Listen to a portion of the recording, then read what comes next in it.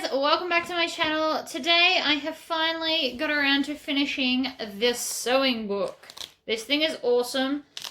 This is removable. It's covered in pockets, which is really fun. They're all made out of organza to make it like really fun. Now I did skip a couple of things that I personally wouldn't use. So on this piece here, there is a pattern to add a like thread holder, but I didn't have a pipe cleaner for it, and to be honest, I probably wouldn't use it. But it is a really cool idea. It's just I don't have thread. I've only got really big thread. And then over here, you also had the option to have a pin cushion attached here. But again, I don't use a pin cushion. I have a magnetic pin cushion, and unfortunately that's far too big to attach. But apart from that, I've done everything else in the pattern. And I changed the way I close it, so I've got a cam snap, so it snaps shut like so. So if you'd like to see how I make this, stay tuned. Really, really long piece. So I'm going to cut it off as I need it for the next bit. I've got my elastic here, but I haven't cut that into pieces yet. I've just got it sitting here. Always remember to pre-stretch your elastic. It is very important to do that. Otherwise, it won't work as well as you hope. Probably didn't need to stretch that much of it, but whatever. Okay, so we want to take we are making the gathered double pockets. So in my box of stuff, because I've pre-cut everything, and I've only used 2 colors for this whole thing because I wanted to. So I need this piece, because I just measured it to check. And then I need the elastic and my binding. So again, my binding is just a really big loop. So this will do the edge and all the other binding pieces. And I did it this way because it's easier. I mean, I could have gone and pre-cut everything. I didn't feel it was necessary for what's currently going on. So what I want to do is I want to take this and my binding,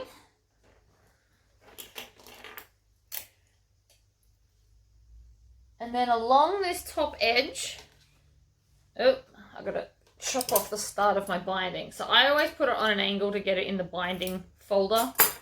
I have a binding folder because it's easier. All right, so we're going to slot this over that top edge, and so you want to put the fabric all the way up to the edge of that fold of the binding, and then we are going to stitch it on.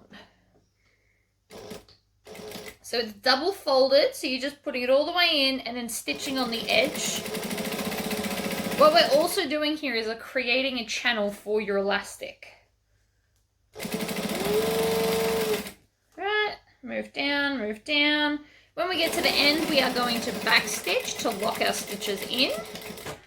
And then I can pull it out, trim my tails, and chop that there like so. So I didn't waste any binding, and I have less pieces in my box because there's already a lot of pieces going on. All right, top of our binding. And yes, I've picked some weird colors, but this one's for me to take to sewing classes. So I'm happy with my choice. Okay, so now we're going to need the ruler a lot in this. So just keep it handy.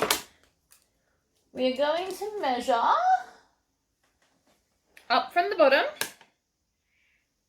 So there.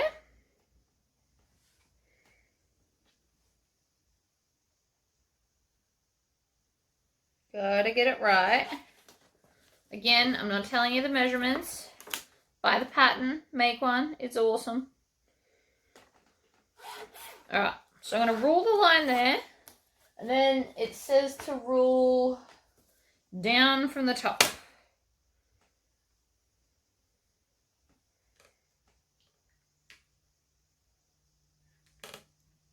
There.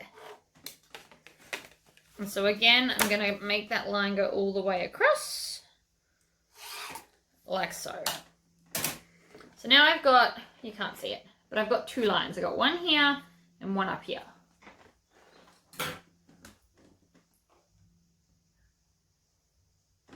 with wrong sides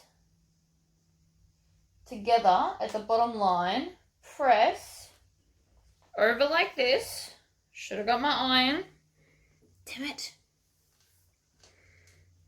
So we're going to press that down so that the wrong sides are together. So it's being folded up. And then we're going to create a channel to put the elastic in. So this is what we're doing. So just make sure that you're making this wide enough to fit your elastic. If you struggle with eyeballing the measurement, you can actually come and grab your ruler and stick it on the edge and draw your line. So I'm going to do that to show you. You just draw another line. And so that is your stitch line. So the first one we did was your fold line. The second one is now the stitch line. And this is going to ensure that you've got enough space. So we are going to backstitch as always. And then backstitch at the other end because we backstitch everything.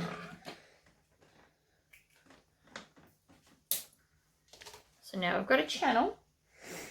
And then we're going to flip this up and line it up with our other line, like so. Boom. So that means that this should be lower than this. I really think I should hit pause and get an iron. I think I'm going to do that. Hold on. That took a little bit longer than expected, but I have now got my mini craft iron, and I've got a nice long extension cord so it's not up under my feet. And then here, this right here, is a towel that I have doubled over, and it's a thick towel so that I don't wreck the wood underneath. And it's just sitting on like a little, I don't know, stand thing. So now I have an ironing board. Okay, so I'm going to iron that. And what that's going to do is it's going to erase the lines that I've just drawn. And it's going to press all of my creases so that they look wonderful.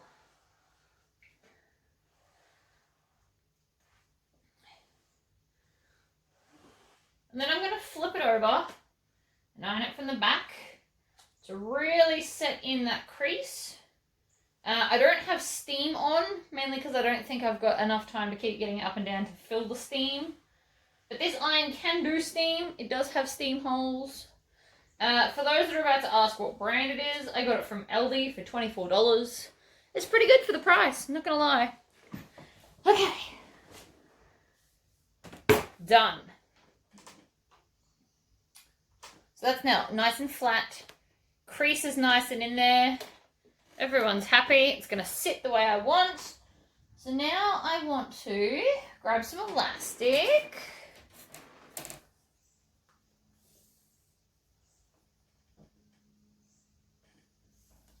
And then I'm just going to measure some elastic. I'm going to move that so it doesn't fall down. We don't want that. All right, and I've pre-stretched it. I'm reminding you again to pre-stretch your elastic.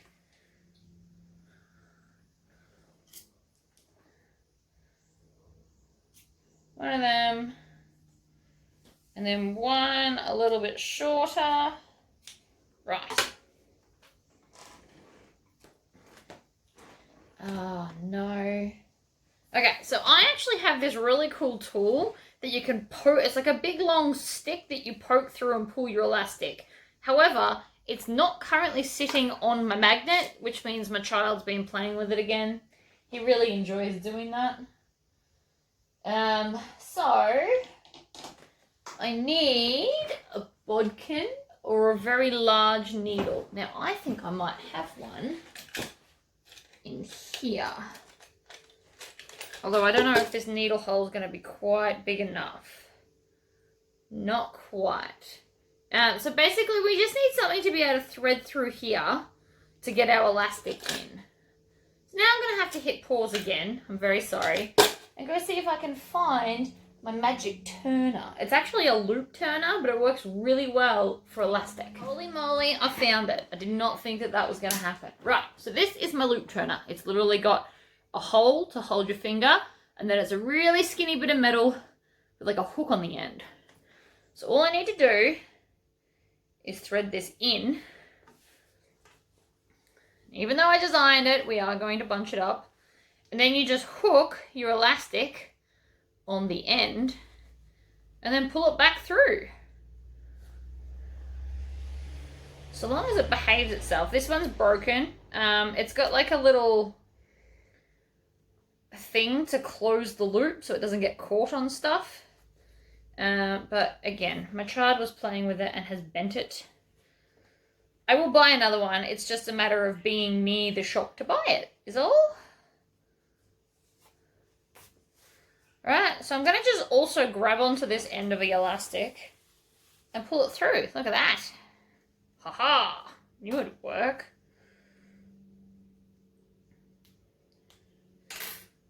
Right. So, I'm just going to use a pin and pin this in for the minute. Actually, I probably don't really need it. Alright, so that's one end. So I'm going to do the same to this middle one. So I'm going to push this through, grab my elastic, and I do find this a lot quicker than a bodkin. Okay, there's the other one. Look at that. That was pretty fast. In and out. The only thing it doesn't work well for is shorts because it won't bend, but you can get a bendy version of these. I've seen it at Spotlight. Alright, so I've got that in. And then I've already pre-marked the line with which it's going to sit at. See? That's why we did this line. Sometimes it's just easier to pre-do stuff. Alright, so we're up to here. Do that line. And then we need to draw some vertical lines. I'm just going to put that down. Alright, so this one, I need to put a line there. And then this one, I need a line there. And this one needs a line here. So again, I'm not telling you what they are. And it turns out there's not enough of a contrast in the camera for you to see, which is potentially okay.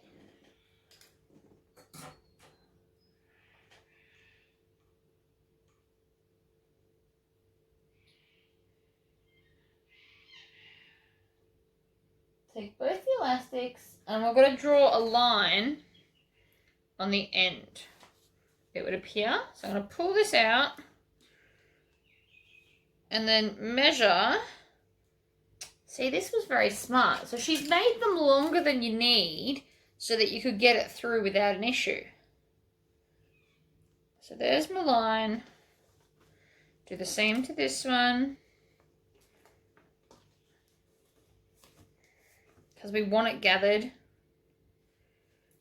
And there's my line. Okay.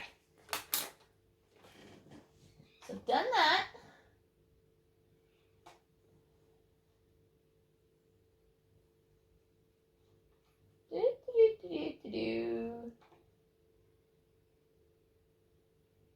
Okay, so we're going to match the pockets on the left-hand side, so this side here, with the line that we drew over here.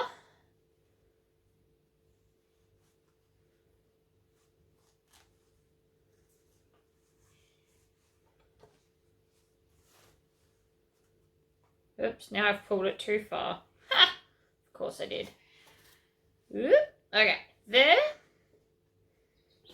Maybe put a pin in it to hold the elastic in place so I don't have to keep fiddling with it. Might be a good idea. Alright, there we go.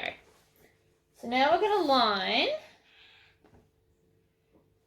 this up with the bottom edge and the line that we drew.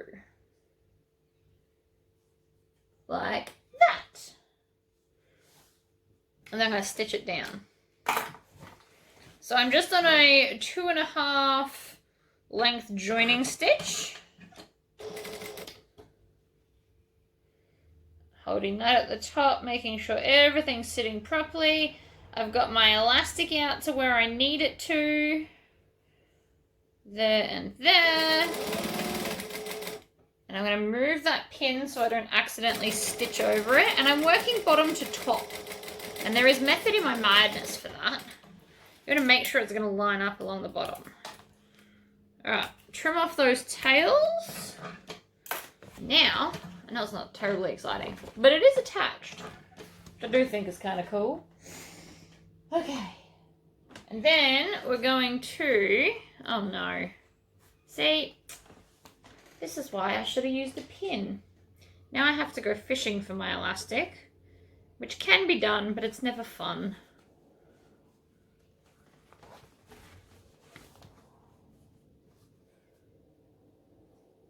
Hardest bit is getting it attached to this thing. So once it is, see?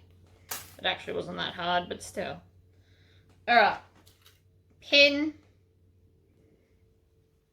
that elastic down. Like I did with this side. See? Because it makes sense.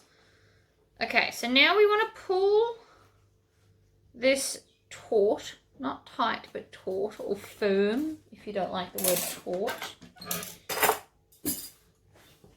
To the other line that we drew. So that's pretty much our game plan here.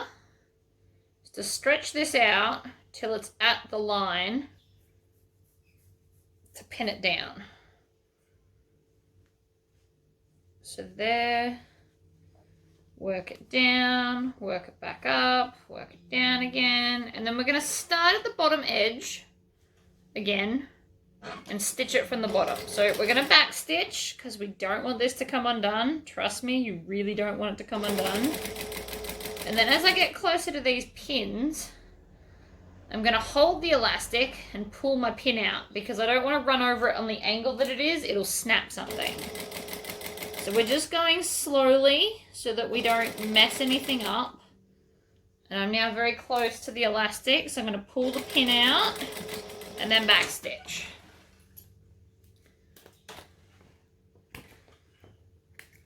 Yes. Okay.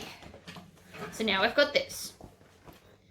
So now it's kind of up to you what you want to do here. She gives you a couple of options. I have a very large rotary cutter, which is not sitting next to me, so I'm not going to measure it in.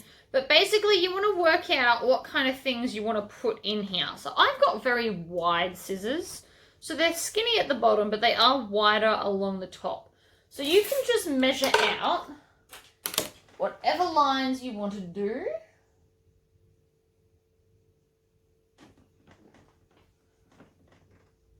And you want to make sure that there's no gathers in the spine line.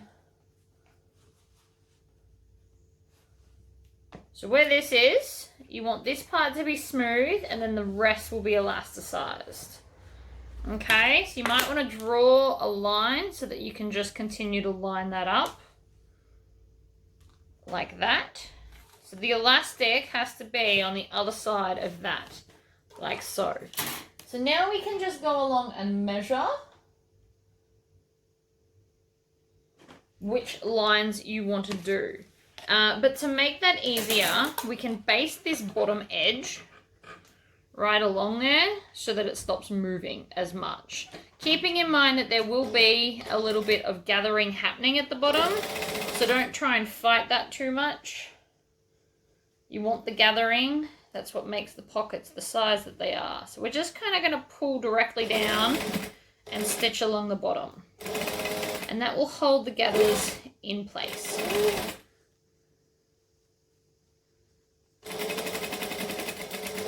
Like that. Now I'm going to do the measurements that she suggested on the picture. But you can do whichever ones you like. Up there. Up there. Like that.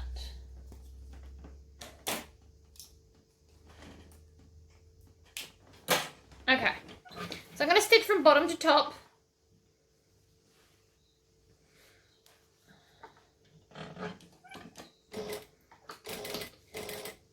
making sure that this spine is flat. I'm actually just going to stitch this in place. I know I'm going to stitch over it again later, but I really just want it to sit still like that.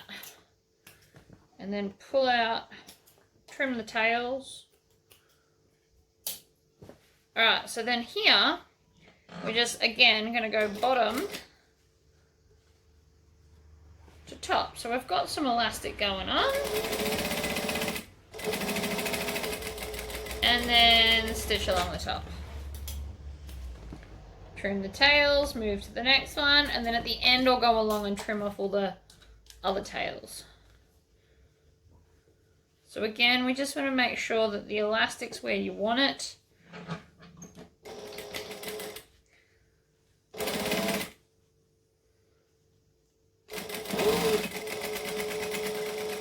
And back stitch. Always with the back stitch. Because it'll be a lot harder to fix this once we've got the backing on. And back stitch. Okay, then I can come along and trim all the tails off the bottom, like so. There's another one there. You may as well trim it off now. Wow, that was terrible English. Trim them off now. I can also now trim off the excess elastic that's going on here because I've stitched it in place. So now, that is our first section complete. Okay, so now that we've done that, we're going to do the second one.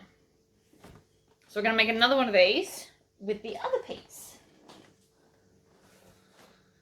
I'm going to just pre-iron that because it's a little bit too wrinkly for my liking. I also forgot to mention the fabrics that I'm using the red is a quilting cotton, but this is actually a drill fabric. I just thought it was really cute and very sewing related. Okay, so we're going to start with binding. Slip it over the edge. Stitch her down. Back stitching at the start. Oh, I really can't talk today. Oh, I ran out of bobbin thread. I did know that was coming. I have another one prepared. For a change. Now this bobbin actually might be a little bit too full. I got a bit excited when I was winding and didn't stop at my normal 3/4 mark, which will either be beneficial or detrimental. It can go either way. It's 50-50 chance. Sometimes it behaves itself, but more likely than not it's going to misbehave. So instead of back stitching, did you see that I lifted it up and went back through the first few stitches to try and help prevent the issues that I'm sure it's going to give me. I'm going to check the backs of the stitching to make sure it's behaving itself. So far so good, which I'm pretty impressed with. And then we're going to back stitch, pull it out, trim the tails, and then cut the binding right there.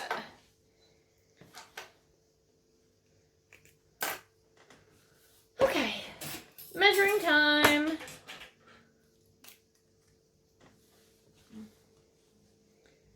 I need to go a line there, like that. And then at this end, we want to go, I don't remember what it is. I have to scroll back up and double check that marking because I do not remember.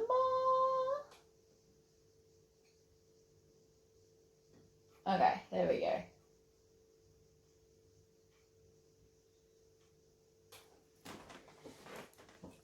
Need to turn it this way.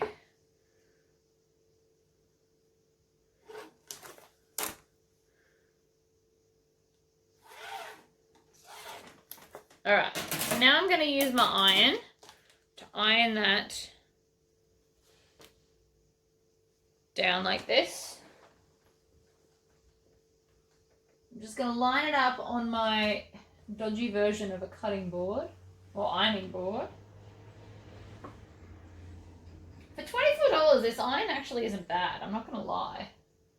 So now that I've ironed it that way, I'm going to bring this up to this line here.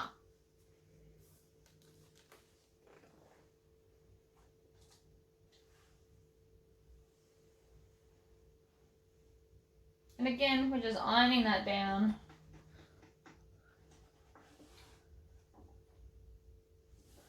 And then I'm going to flip it over and iron that back crease as well, just so it really sticks in there. Now, none of these pieces have interfacing on them, because I actually think that if you did that, it's not going to work out because you won't get like a nice gather. So again, just for continuity's sake, I'm going to rule the line I'm going to stitch, which is the gullet. I don't actually know. My brain's having a mental blank. The space where we're going to put the elastic in. So we're going to stitch forward and back.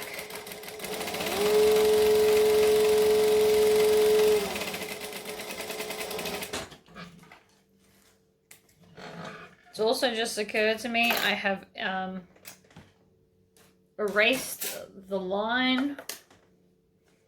Oh no, I haven't. It's on the other side. I knew that. Okay. Then that is going to sit there. So I'm going to flip it over and iron this crease again because I'm not feeling it.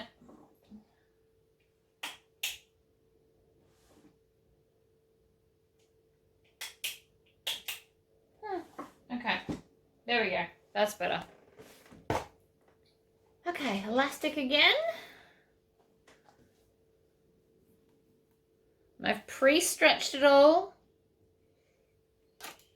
Don't forget to pre-stretch your elastic.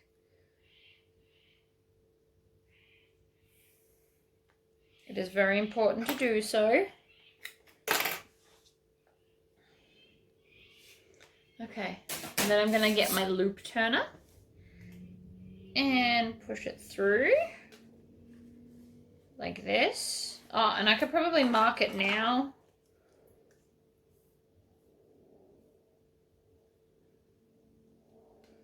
There.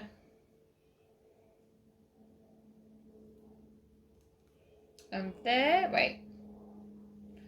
That one I didn't mark enough. Silly me. Alright, there we go. I'm going to iron off that wrong mark. It's like using an eraser. Okay. So I'm going to pull this end through. So I'm going to hook it into the little loop turner. Oh my god, maybe. There we go. And then pull it through. No, it doesn't like it. It wants me to get closer to the end. You don't want to get too close to the end though when you're grabbing your elastic because it is likely to unthread on you, which would also not be good because then you'll be halfway through and it'll just let go. Okay. In we go, like this. And then I'm going to pull it so that this end is through.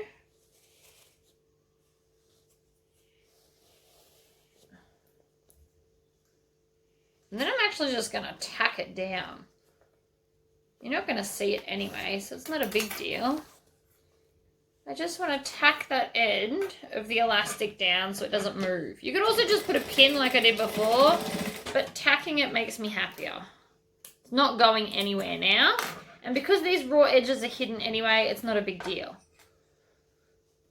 So I'm going to tack it instead of pin it because it's going to work out way, way easier. So again, I'm just going to put this into here and then tack it down. Making sure I back stitch because you want to lock those stitches in, otherwise you'll lose your elastic back down the channel and then you've also stitched it shut. Okay, so that's one done. I can chop off the excess. Grab my second one. So if you're doing it my way, the end where you've put the mark needs to go on the right hand side. So you want to thread from right to left and then grab the end that's got the marking, thread it onto there, like so, and then pull it through. You also want to make sure you haven't twisted your elastic. You want it to sit nice and smoothly. Come on. Sometimes the end gets a little bit caught and doesn't want to go in, like right now. So right now, it's folding over and not going in. So sometimes you just kind of have to help it along. It's always just the beginning that doesn't want to work out. Once you get the beginning done, you'll be fine. So it definitely fits. This is not 1/2 inch elastic, and I made a 1/2 inch hole.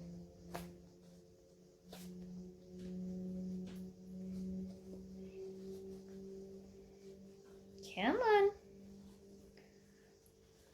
No? Okay, fine. Grab onto it that way. Yeah, that'll work. Maybe. There we go.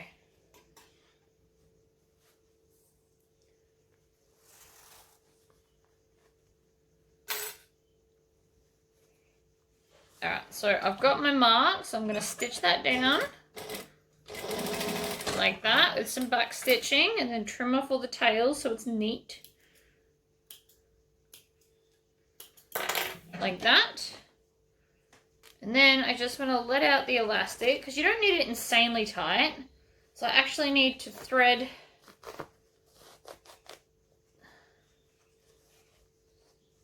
so that the elastic goes back in. Like that. And then once it gets to nearly the end again, I'm going to just stitch it down. Okay. Love it. Tails in the bin. Move that over to there. Okay. Done that.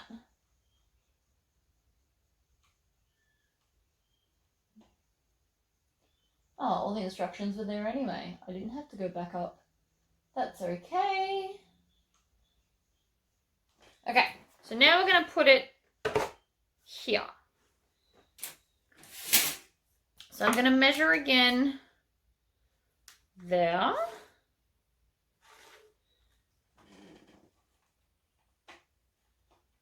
And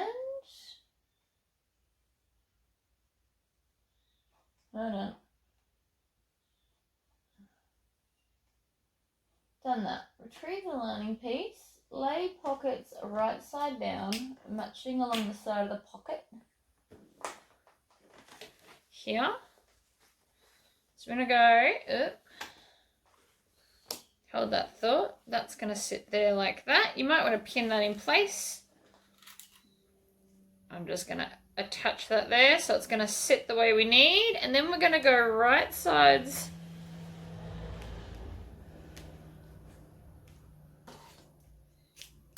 down.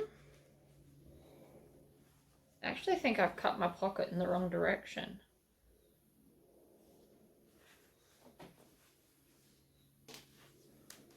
I definitely have. Or I've cut the wrong piece. That could go either way in my box, actually. Alright, so I need to cut this down to the right size because I think I sewed it in the wrong direction, but that's okay.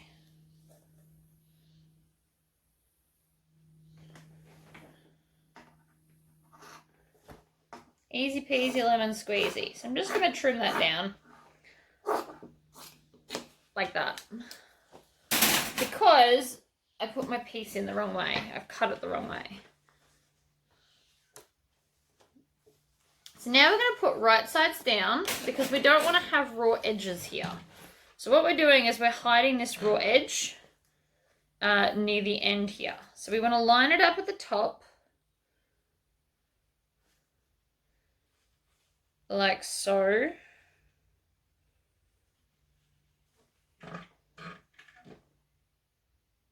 retrieve this, right sides down.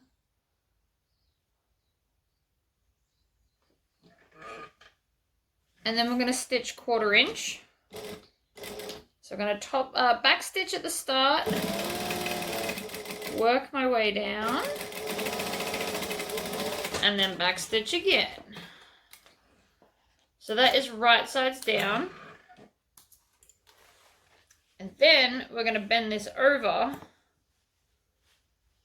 See, mine's all the wrong size now because I cut it in the wrong direction. Oh, and see here I've missed a bit. So I actually need to unpick that. I was doing so well. So I'm just going to unpick. And by unpicking, I actually just clip 3 pieces, every 3rd or 4th stitch. And then you can just pull it apart. It's really fun, actually. Okay, so we need to get that bit up under there. There we go. Let's try that again. I can stitch it from any direction now. You want to go back over a couple of stitches though, to make sure that everything's locked in.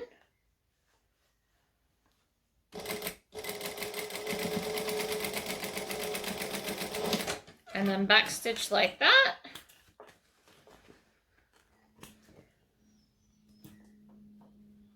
Right, so now we don't have anything at that spine line. There's a little bit of a gap, just a very little bit. And then this is coming this way.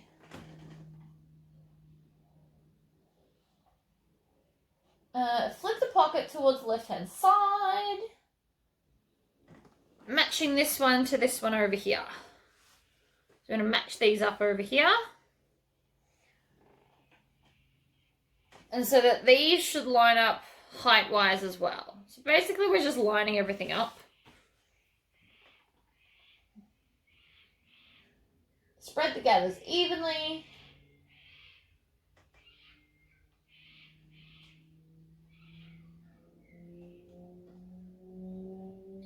Okay. So I'm going to line this up. And I can, again, chop off this extra little bit here. This bit here is a spine, so we're not going to see what I'm doing here anyway. But we are lining this up with that. And then this one up with that, so that everything's sitting properly. And then we can just stitch it down.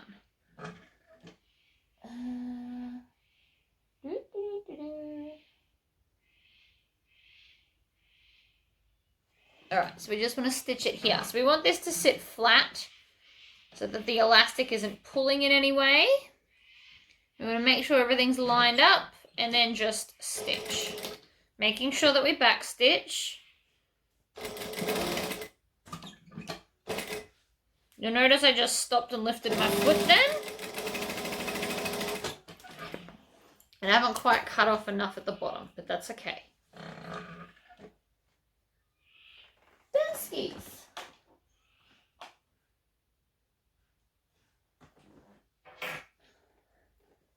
I'm also going to stitch that down so it stays still.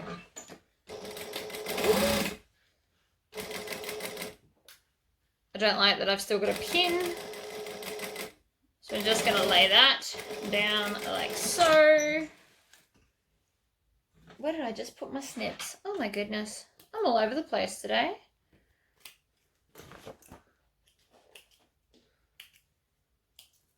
Okay. So now I can just pick where I want to put some more dividers into my things, but I want to make sure that the gathering is sitting relatively even.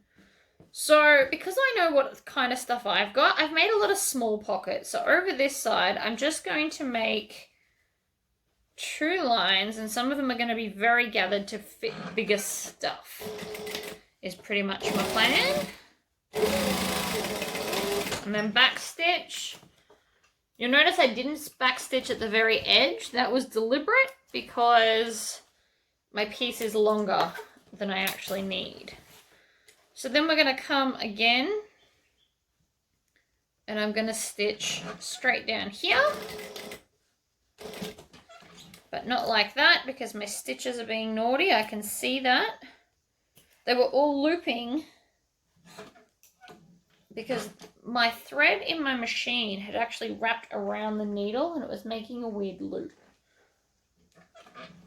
So I've just unpulled it and it just tells me I need to backstitch slower because my machine doesn't like it when I do that. If I go too fast, it has a bit of a hissy. Alright. I'm going to lift my foot to tuck the second pocket back under so it's flat. And then backstitch. So now, because I cut it wrong, I'm going to come back here, trim that bit down. And if you do it from the back, you know it's going to be even. Look at that. Trim off that tail, which is actually stuck in there. Voila! So now we've got like a wall of funky pockets. Stitch them, I'm happy. On the center spine where the pockets meet, draw a line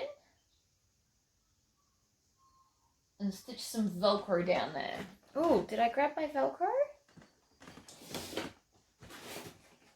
Oh, okay, the Velcro's not there. So we are now going to put Velcro down this part in the spine, but I need to hit pause and go find my Velcro because I forgot to grab that. I didn't technically find Velcro. I had to drive all the way down the street to buy that, but that's okay. It's just going to be, it's not going to be a long video, but it's going to take me a long time to make today's video, which is fine. All right, I only have 3 orders left. Haha. Okay, so I've marked the line that it says to mark, and then we're just going to place the Velcro along there. And I'm first going to stitch the small short end. So I'm going to backstitch, as always. From me, you should expect nothing less by this point.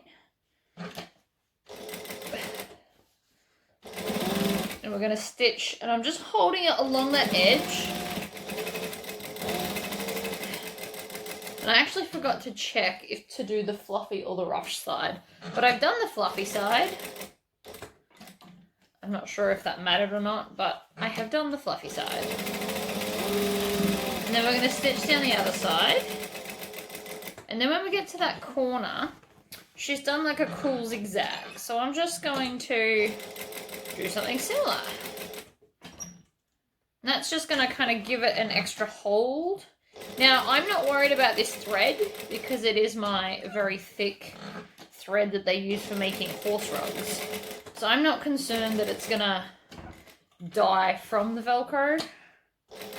Or hook and loop tape, as we're supposed to call it.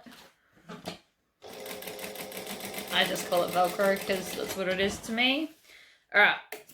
And then I'm going to trim off those tails. I also had to get black because they had no white, but that's fine. So now it's got like a funky zigzag.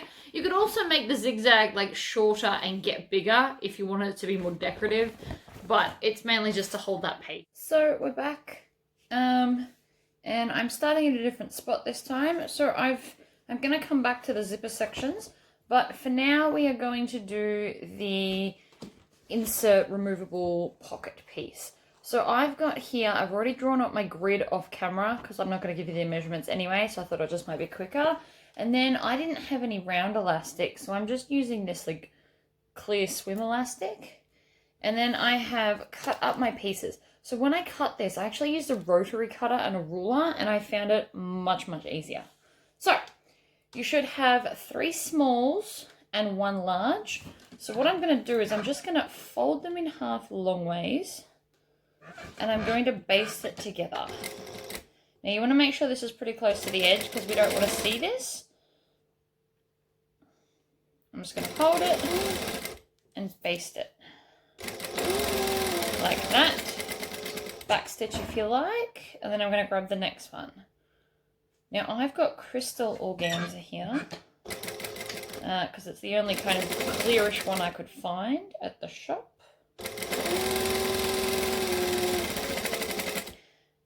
And I'm just going to chain sew all of these together.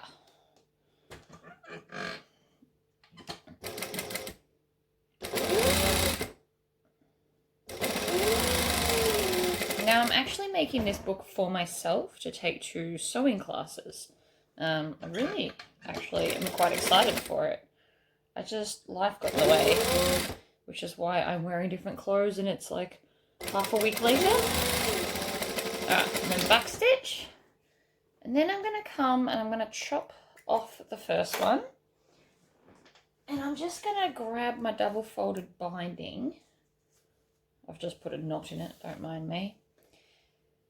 And wrong end. And I'm just going to slot it over like I did in the first lot and stitch it down. Now I know the pattern has it where you stitch it and then fold it around, but so long as I stitch this right on the end, my elastic's still going to fit. It's just going to have slightly more binding because it's thicker. But I think it looks nice, so I'm going to do it. Then I'm going to back stitch and then I'm going to chop off all the rest. Now the reason I did it like that is because I wanted to make sure I put the big one in first so I can keep it separate and I know what's going on. I'm also going to trim off these tails right there. Alright, so I'm going to needle down, lift up the foot and then slot this one in next to it and then continue sewing along the edge.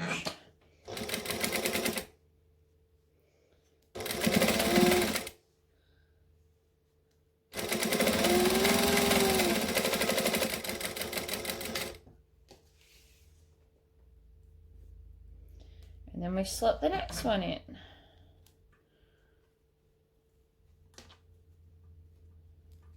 Up in there like that.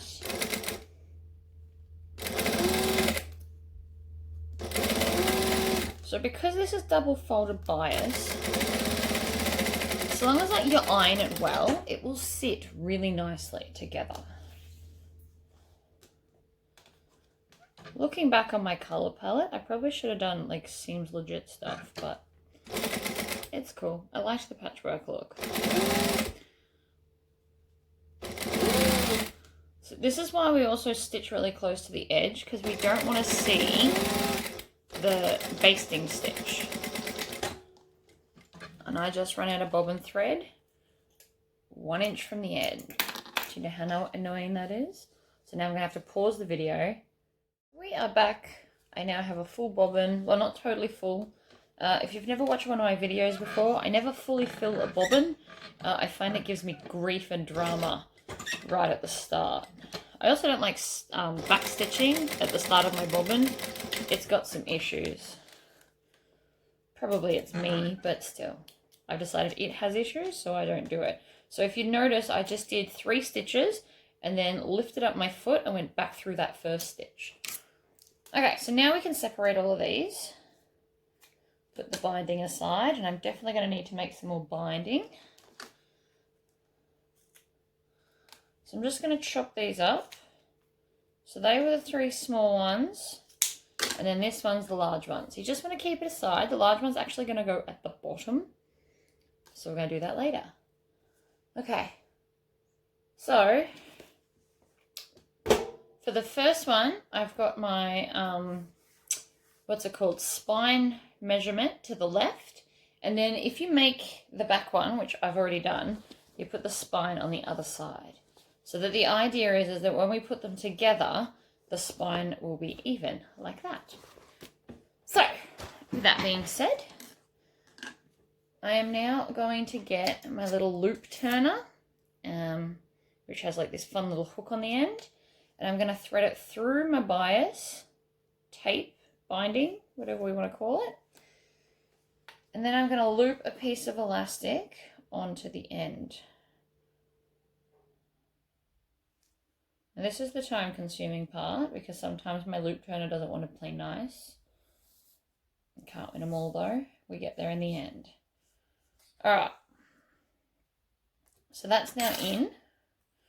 So what I'm going to do, while it's all scrunched up, I'm actually going to come and I'm going to line this edge, organza edge, up with the first line. And I'm just going to go a little bit past the spine and baste it down. So I'm basting 1 inch past the spine line so that we're not going to see my stitching. Like that. Just baste it on. Then, oh, see that? I missed my elastic, which is not ideal. But I'm not going to unpick the whole thing. I'm just going to unpick the part where the elastic goes and put my loop turner in and do it again. It's not the end of the world that I missed. I just should be paying more attention to my elastic. I also quite often have that problem where I miss the elastic with round elastic. It never quite works out for me the way it's meant to. Oh good, now this is caught on something. There we go. Alright. So I'm going to hold it where I can definitely see it poking out the end. And then I'm going to stitch again. Now you won't see these stitches, so it doesn't matter if it's a bit messy. I'm not worried. And I just did an extra back stitch to make sure it's now in there. And if it's not, I'm going to cry. Right, so now I can pull on the elastic and we're good. I'm kind of happy I made that mistake so I can show you. It's not the end of the world if you make mistakes. 1, 2, 3. All right, so then I'm going to chop off that bit of elastic like so. And then just maneuver this so it gets to the edge. And then I'm going to baste it right at the edge again. So we want to do it close to the edge so that we're not going to see these stitches later. I'm going to back stitch. I'm going to stitch down. And then while I'm here, I'm just going to kind of even out the ruffles. And then I just want to kind of pinch and make sure that the ruffles are lining up with the bottom. So this is where it gets a little bit messy. So you just kind of want to, as you're stitching along the line, you just want to shove the ruffles under the needle.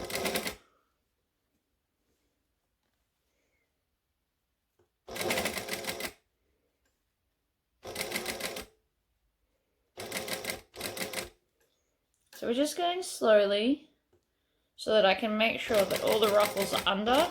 You don't leave any holes. And I'm going to stop just slightly off it and back stitch it in place. So it's quite gathered, but there's our first little pocket. Now I'm going to stitch the vertical lines last. I think that's what the pattern does. I'm not sure, but I like this way anyway. It's a bit quicker. So I'm going to stitch all my pockets on, and then I will stitch from bottom to top and do the vertical lines.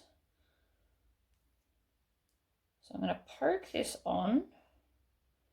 The loop turner is both my friend and my enemy sometimes. So I've got to stab a hole through the elastic so it grips. And that's sometimes half the battle. And my loop turner's broken. So I let my child play with it, and he's actually bent. So there's a part on the loop that closes it so it can't tag on anything. But yeah, my child played with it, and now it doesn't quite work out the same. But that's okay. All right. So I'm just going to gather this. If you want to, you can put a pin or a clip in it so it doesn't run away. But I'm going to start on the left again. And I'm going to line up the bottom. So when I pull the organza like this, that edge I want in line with the bottom edge. So this top binding will actually sit over and hide that other bottom edge. You'll still be able to get into the pockets, but it's just from a visual point, you're not going to see that bit. So I'm going to line it up along the bottom again, and then we're going to stitch like that. And I really hope I got the elastic that time, because I don't see the end, which concerns me. Nope, missed it again. Oh no, I didn't. We're okay.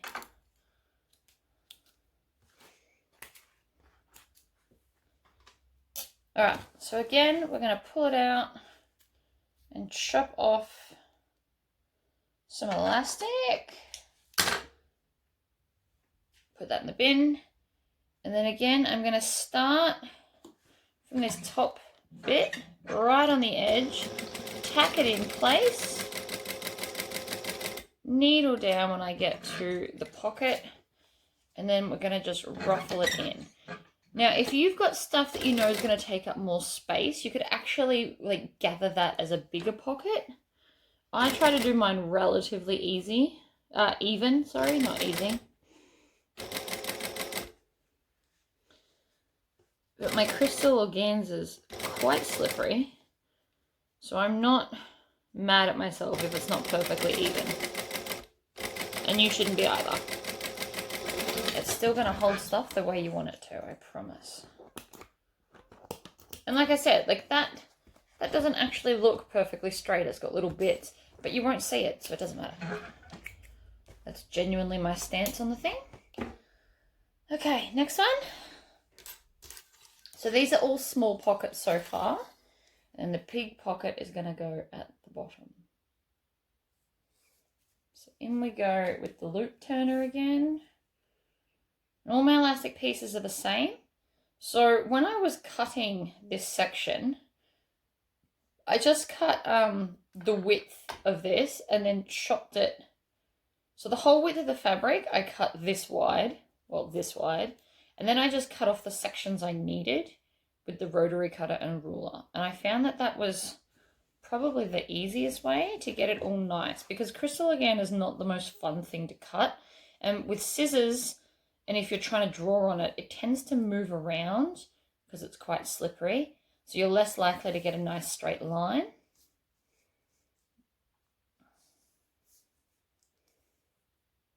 Okay. So next pocket, line her up, stitch her down.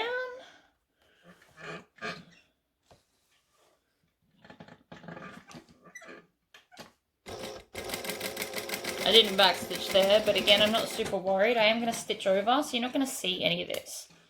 The spine accent is going to hide all of our raw edges here. And then these raw edges over here will be caught in the binding. But that's also why I'm trying to stitch very, very close to the edge, because I don't want my stitches to pop out of my binding. If you were worried, you could always do a bigger binding.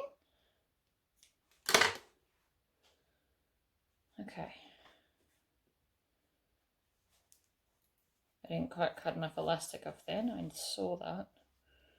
So I'm going to line the pocket up again along the edge.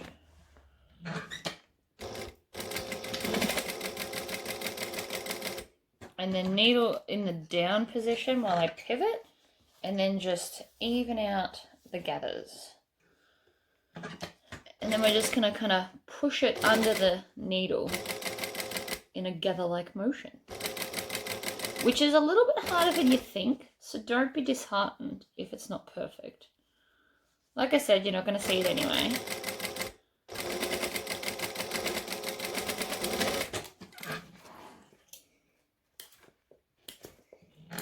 I've got this little extra dicky bit, so I'm just going to come along with some scissors and square up that edge. I probably should have done it at the end, but I'm going to just do it now.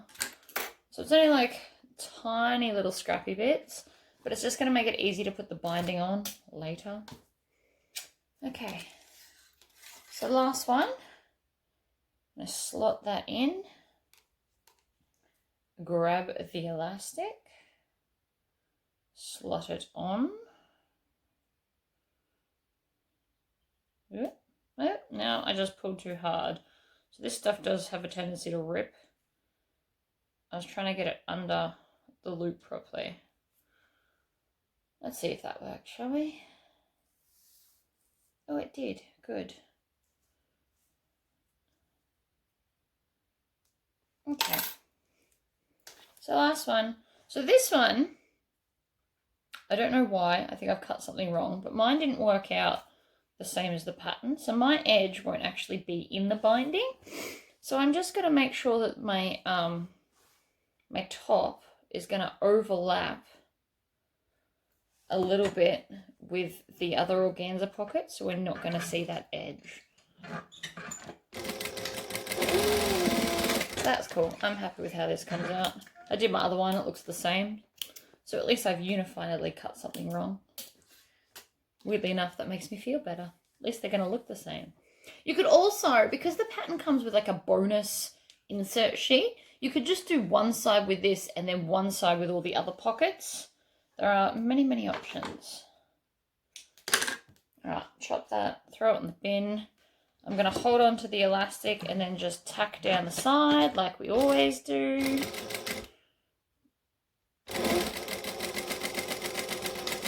Like so. Needle down, turn. Now this is where my eyeballing comes in handy. I want to try and do a straight line, obviously. Straight lines are a good idea. So I'm just going to do the best I can, really. While still trying to gather and tuck everything under. I could have also drawn another line there, but I didn't because I didn't really need to. So with my measurements that I've done, this is what we get, but it still works, so I'm not mad about it. And I'm still going to have all of my pockets. So now you can't see it in the video, but you should be able to see all of your lines that you've drew. Drew is not a word. Drew. So I'm just going to start all the way at the bottom. I'm going to backstitch, and then I'm going to sew up the line, making sure that I'm keeping that pocket nice and flat where the line is. All right, and then we're going to grab the next one and do the same thing. So I want my pockets to be sitting flush so that they're going to sit nicely. And then we're going to backstitch. So now we've got one whole row of little pockets there. Move on to the next one. Do exactly the same thing. So we're going to backstitch. We're going to hold the pocket up. So I'm kind of pulling it so it's going to sit flat just where I'm sewing. And then I'm going to do the same to this one.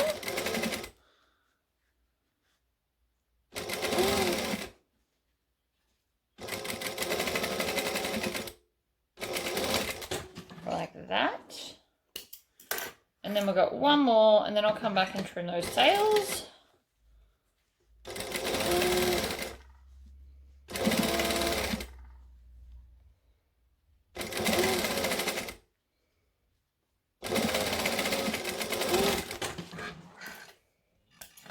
And so now I've got pockets.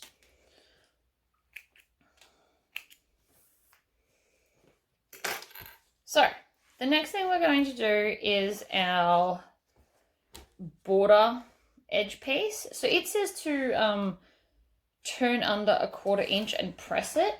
Sometimes I find that people struggle with that. So I'm going to show you an alternative way. But if you're good with ironing, just iron under 1/4 edge and off you go. So I'm going to draw a 1/4 inch line. And then I'm going to line that up with my edge line. It goes there, so there, and then I'm just going to stitch down the line.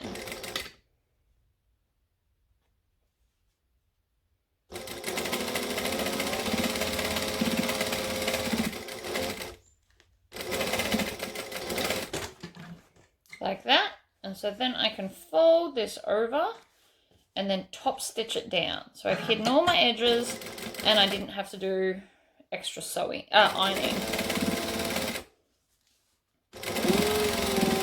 And then I'm just going to baste the edges, like really close to the edge, so like 1/8 of an inch from the edge, just so it's not going to move a little bit later when I want to try and piece everything together.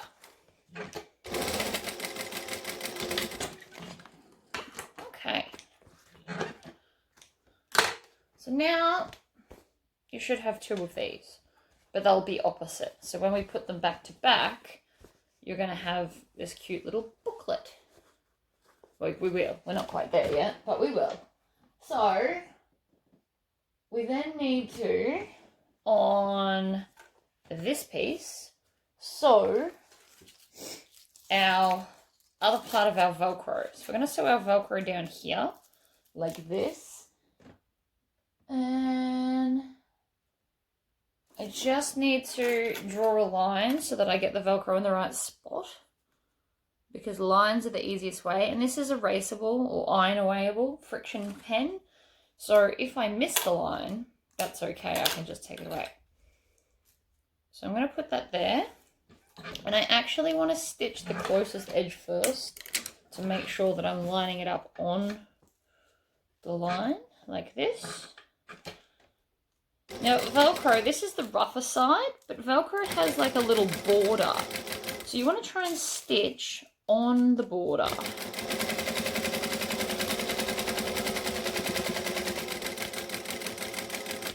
And then I'm going to stitch along the top slowly, especially if you're using a normal thread and not like a bag making thread. Normal thin dress polyester thread, if you sew too fast through the rough side of Velcro, it will just break your thread. This is obviously tougher, so I am less worried about that, but it's still a good idea just to be sure. So now I'm going to do some zigzags up through it just to really help that Velcro be on. I want to do some nice long sweeping zigzags. I'm not measuring them, I'm just winging it. Doesn't matter if they're not perfectly even. We get the idea. It's just to help it sit. So that's just extra tacked in there now. So there's very, very little chance that's ever going to come off, which is what we want. Now, the next thing on this side is to put the spool holder, but I don't have any pipe cleaners. I thought I did. It's very early here, so there's not even any shops that I can drive to and get into. So unfortunately, there won't be any pipe cleaner joining thing for me. I'm also not sure that I'd use it because I don't really use the little lots. But if I was, you just attach it to this piece here. So the other side to where we didn't put the Velcro. So when it sits up, the spine to the left will have your, what's it called, thread holder. And then the spine to the right has got your Velcro. So now what we're going to do is sew all of it together. So I'm going to take some Wonder Clips. Now I'm going to bind this knot in pink. I think I'm going to go a little bit fun and do some fun different colours, just because I can, really. So I'm just going to pin all of these together. Now you'll notice that mine's got extra interfacing. I did that deliberately. Also, you want to leave the top open. So we're not going to actually baste the top shut because we still need to put in our thick cardboard so that this is like a super stiff book. Mine's already pretty stiff because of the interfacing, but I want it like intensely stiff. I also don't know why I'm pinning so much. I don't need to do this many pins, but if you're new to sewing, I would suggest lots of pins. You also want to make sure that the bind, or the book binder part, matches up on both sides. Everything should match because we've ruled it and measured it and everything, but just to be sure.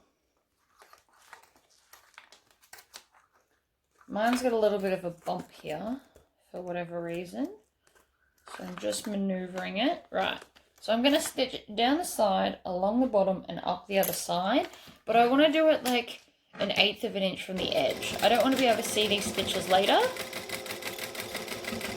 but I need them there so that it holds everything in place.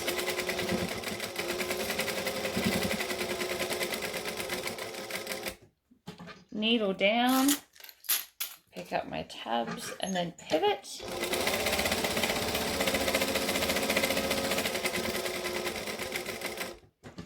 Needle down,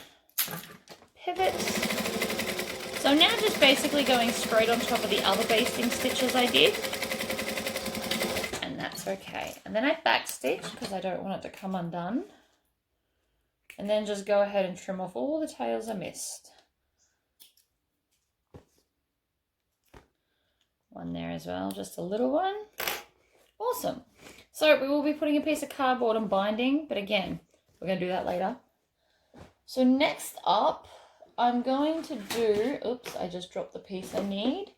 I was going to do the outside slip pocket, and then we're going to go back and do all the zipper pockets. The reason I'm doing that last is because it's got the most pieces, so I will be reading the instructions as I go. But you should have a slip pocket. So if you've got two printed fabrics, my suggestion would be to put them right sides together, like so. And if you've cut your angle on the wrong angle, that actually doesn't matter, so don't stress about it too much. So this one, I think we're going to stitch down the big edge, but I just want to check and make sure. Yes, we do. So we're going to stitch down the tall edge, just 1/4 inch, like this. And that's going to give us no raw edges when we attach it to the outside, because the side and the bottom are going to be in the seam allowance. So you may want to iron this so it's nice and flush. I'm going to finger press it like so. And then I'm just going to grab my binding again, and I'm going to tuck under the raw edge and then slot it over the end. And so now I don't have any raw edges sticking out. Another way to do that is you can stick it on the edge just a little bit past and then bring that over and tuck it down. And what that's going to do is mean that there's no color shown at the side. You can do whatever makes you happy. They're both fine. Both will get the job done, so pick one. So I'm going to stitch and then back stitch. I'm going to make sure the pocket pieces are lined up and then tuck them under and just top stitch that down.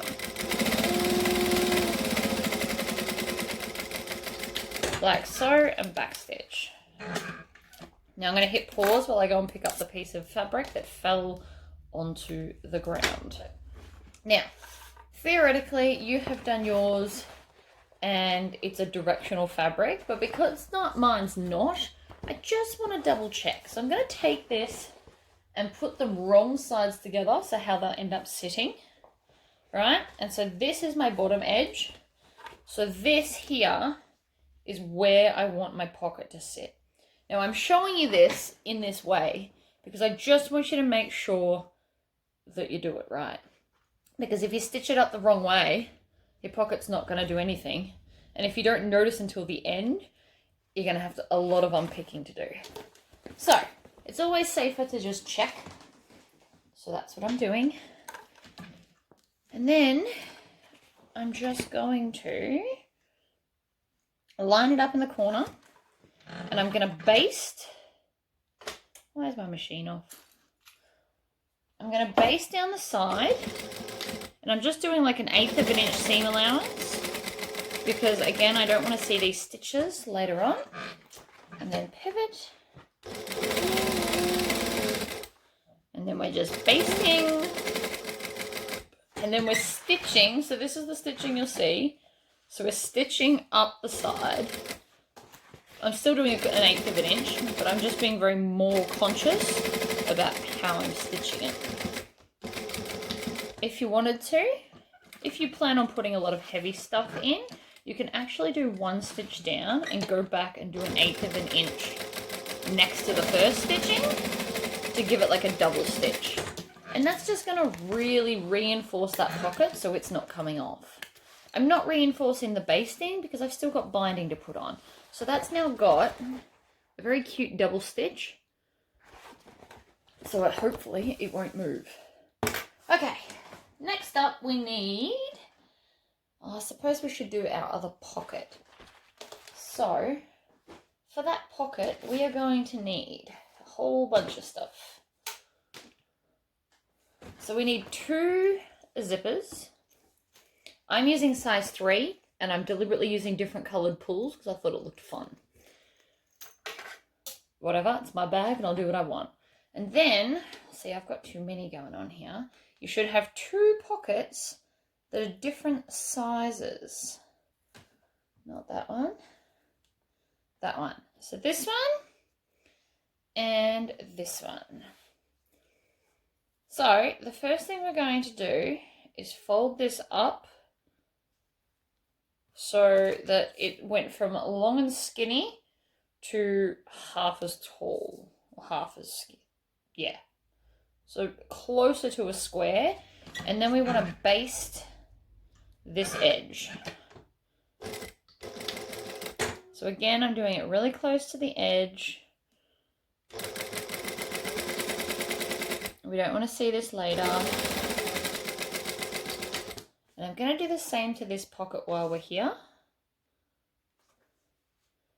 because I know we need to do it. So may as well just get it done. I've got a bunch of other pieces, by the way, but we'll just get to them when we get to them. Trim off the tail. So we want the bigger pocket first. And then we're going to take one of our zippers. And I've basted the end on this one, but you don't need to. It's just what the pattern suggested. And so what we're going to do is we're going to stitch this and then we're going to bind it. Now, again, the instructions do it different to me, but I'm going to pull them up because I've got to measure some stuff on the zip. So let me just hit pause and I'll go back to that part of the instructions, which I think is page 17 for this, just if you're wondering. I'm going to do this as the pattern says it. We're going to try and follow the pattern as close as possible, unless I come up with another brilliant plan. So you need to measure and draw a line on your zip, like that. And you want your zipper pull to be facing to the left. So I've got that zipper to the left, and then on the left side, I'm going to draw my line, and I'm not going to tell you the measurement. And then flip it over, and we're actually going to stitch this along here. But because I am all about efficiency, I'm going to stitch bind it, which is like a whole bunch of fun. So I'm just going to take this and put it over the edge. Now you can use double-sided tape if you want to hold all of these in place. I'm just going to go slowly and go along there. And you should also notice that your organza stops at the line that you drew. Okay, so we're going to do a couple of stitches and then back stitch. And then I'm just going to slot everything into my binding like this and stitch down. And then I'm going to unzip so that my zipper pull's not in the way. And I'm going to keep stitching until I get to my marking. And then I'm going to back stitch and stop. And then chop off my excess binding. You could have also measured it if you wanted to. So I'm just pulling the zipper out of the way and chopping off the binding, like so. And then I'm going to fold the organza down, and I'm going to top stitch on that other edge. So I'm pulling it, I'll show you. I'm pulling it down like this, and then I'm going to top stitch this edge to hold that down. And I'm going to trim off that tail. So my way is a little bit different to the pattern, but I skipped a lot of steps, which was kind of fun. And then back stitch, like so. So that is now on and done. I've done all of that.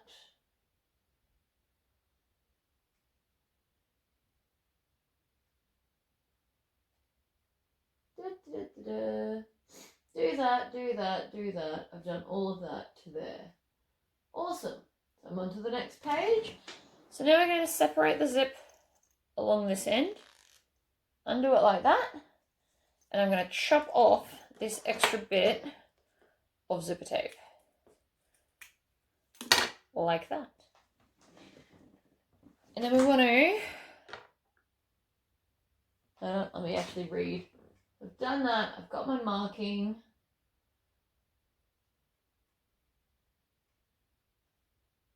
Retrieve my small bit of binding. So I'm actually just going to cut binding off this strip. So first thing I'm going to do is chop off my raw edge here, because I haven't done that yet. Okay, so I'm going to just measure the amount of binding I need for this, which is that much.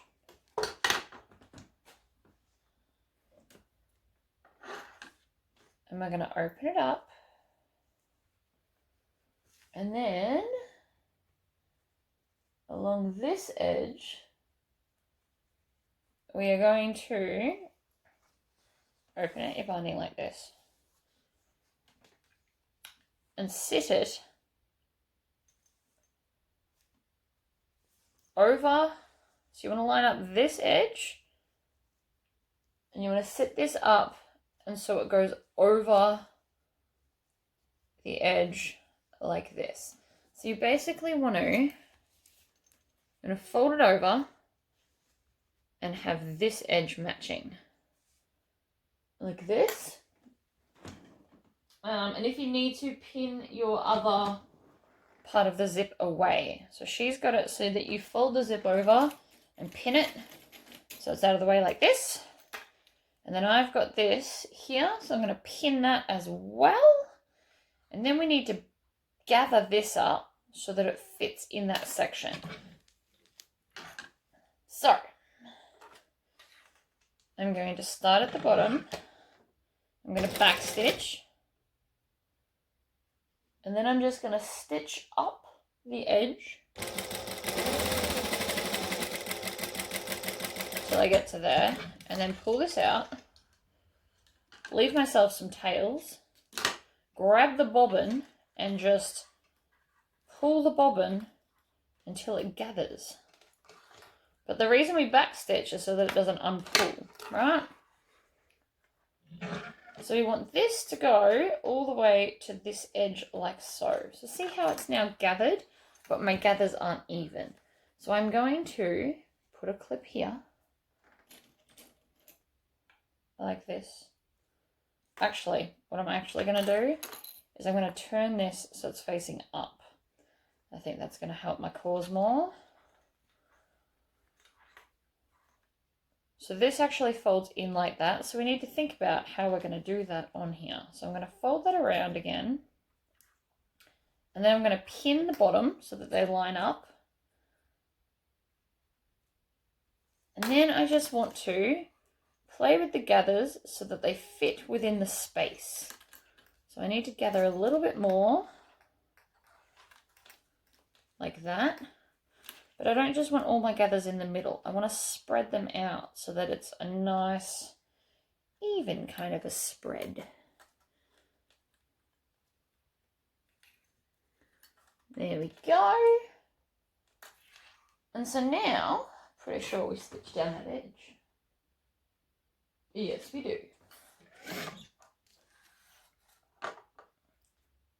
So I'm just going to stitch down this edge, making sure I'm catching all of my gathers and stuff.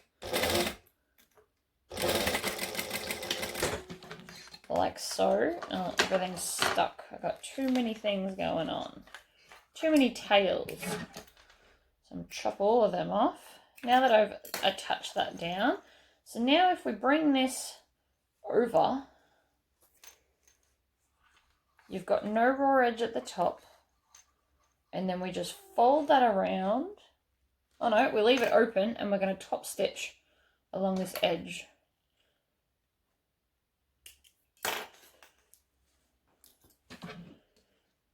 Tails behind us. So I'm going to top stitch 1/8 of an inch, maybe, except my thread just decided to come out. So this is the trickiest part. just because there's so many steps in these, but they are worth it because they are adorable. Alright, so then we're top stitching. And then we're doing 1 stitch over.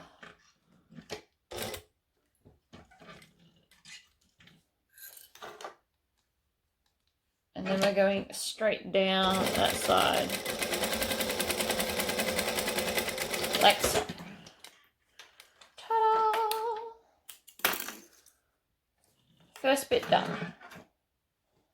And I mean, technically, I've got that. Because I've just used the binding, so it's got all of the ruling lines, the ironing lines. So now I'm going to grab, that's that first one done. Although I have a sneaking suspicion I meant to bind the other side. Oh no, maybe not. Maybe not yet. No, that comes later. Sorry. Second pocket. Second zipper. More binding. So with this one, we're going to go and mark the edge. Like we did before. Because we have to repeat steps 33 to 38. So we're doing the exact same thing all over again for this one. So I'm going to grab the organza, stick it at that top edge, flip it over, line it up, come back, grab my binding, bind the edge, so that everything's encased like so. I can even pre-chop my binding here so that it's in line with my markings. Like this. Stitch along the edge like so.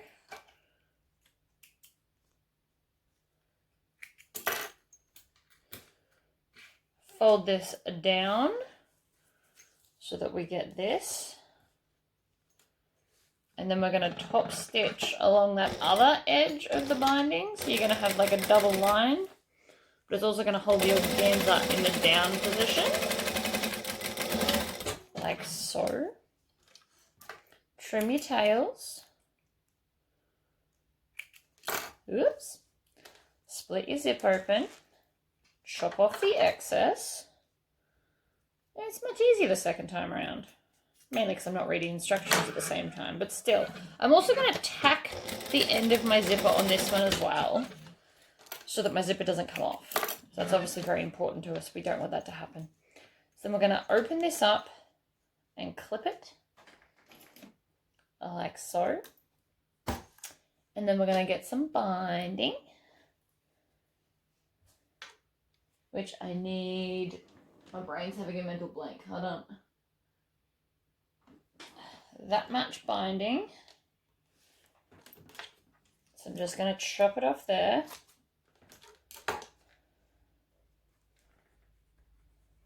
Open it out. You may or may not have actually used binding like mine, so you may not have to open yours out. You may have just actually ruled the piece that you need. So I'm going to fold that over and clip it to there. And then I'm going to gather the pocket. So we're going to back stitch at the start to lock the stitches in. And then if you want to, you can make really long stitches. And then see how that just gathered itself? Pretty cool. You want some decently long tails on this.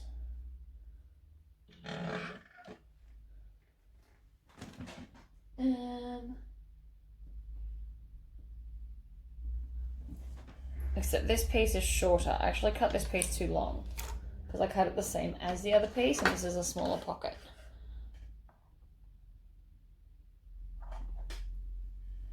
So let me just cut off that excess, and then it should look like it's going to gather better.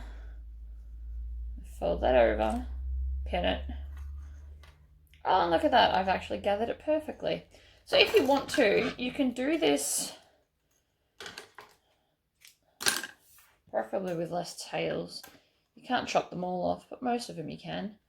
So if I stitch this from this side, I just have to stitch in the ditch because it's already marked for me. We also want to go back to a joining length, not a decorative one. You want to make sure that that top is folded over properly and then back stitch just to lock it in. I've got way too many scissors in my space. And then trim off all those tails because they are in the way.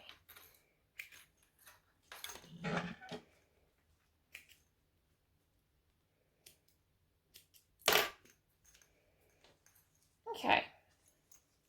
So then that folds over like that.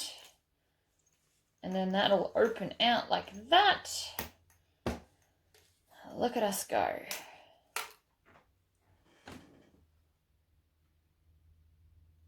Alright. So we've done that. Done. And then we're going to we're going to sew the two pockets together. So we're going to take the large pocket, which is this one, and then unclip this. Measure some of the zipper off. So we're going to measure another line and cut it off. There. Which is obviously a different line to the other one. Okay, then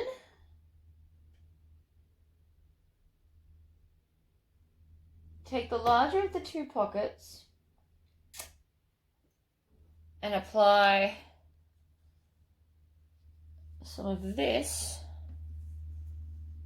along there. But I have a sneaking suspicion. Oh no. Alright, so we'll do it this way. So double-sided tape. I do actually have some double-sided tape here, so let's do it the way the pattern says.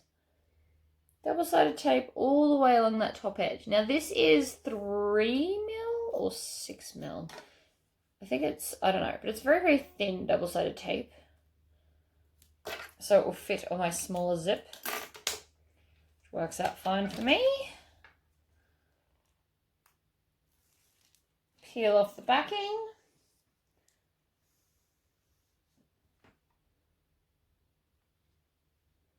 Grab a piece, cut it off.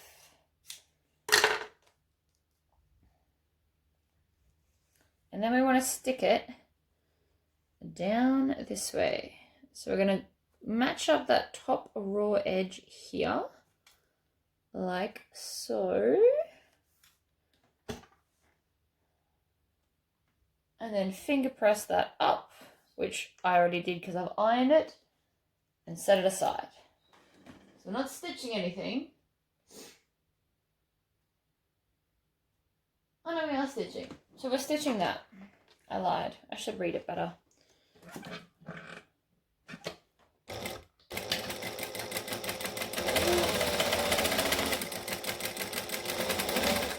Right, stitched it down, pull the tail out, and that'll sit up like that. And then set it aside. So then we're going to take your small zipper pocket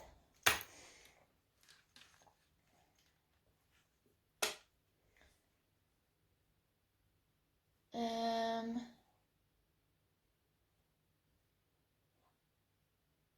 take the small zipper pocket and place right side up and fold the wide binding towards the wrong sides, butting the fold up against, let's say, finger press, fold binding backwards, creating a small accordion shape. So that must be here.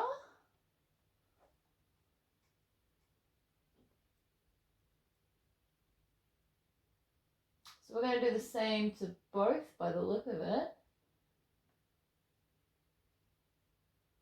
So our side binding, we're actually going to fold under and back like this. So you want to fold it under and create an accordion binding like so. So this bit will catch the raw edge. I see where we're going with that. Okay.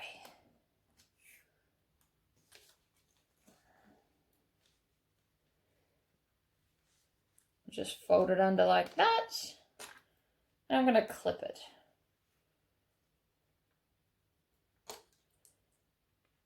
And that one's going to get 2 clips. Okay. So the pockets are now almost done.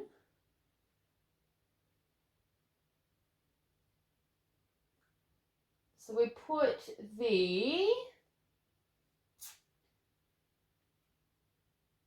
I've got those accordions done, and then we're going to stitch them together.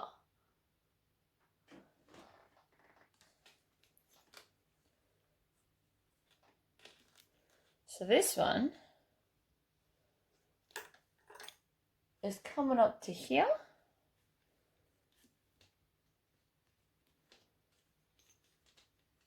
So that's going around and around. So if I flip this over and slot this into here, and then I stitch that binding down, we've got this. So I'm going to put this in and use some wonder clips to clip it into there. You could also use some more double-sided tape if you wanted to. And I've got my accordion going on at the side. So in a similar fashion to before, I'm going to stitch along this edge, and then I'm going to fold the pocket up and stitch it like that. So you could even double stitch it if you've got enough layers. So because my clips are holding that, right, so this is my small one at the top, the big one at the bottom. So because my clips are holding that, I can actually fold this onto itself again, and then I'm going to stitch along the top edges. So I'm going to take off one clip at a time, and I'm going to stitch the side furthest from the zipper first, because that's the one that's holding everything. And I'm just taking off my clips slowly. So you just got to do a little bit of folding to here. But what it's doing is it's binding everything. And then I'm just going to do, instead of cutting it off, I'm just going to stitch within the seam allowance down the side and come back and top stitch the other part. Boom. Just like that, they are joined.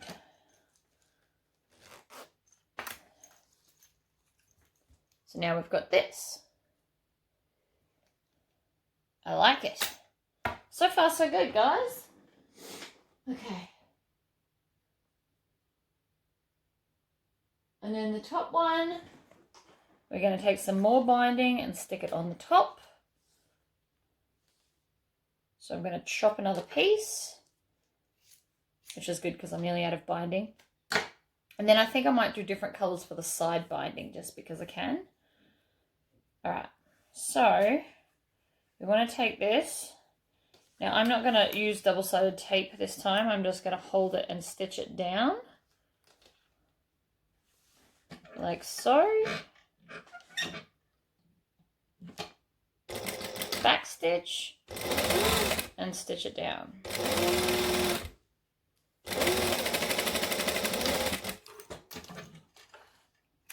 And then it says to press it up. But mine already sits like that because I've already pre-ironed it. So this is what we've got. We've got a raw edge at the top. And then we've binded all of these together with binding. And so now we are up to this side over here.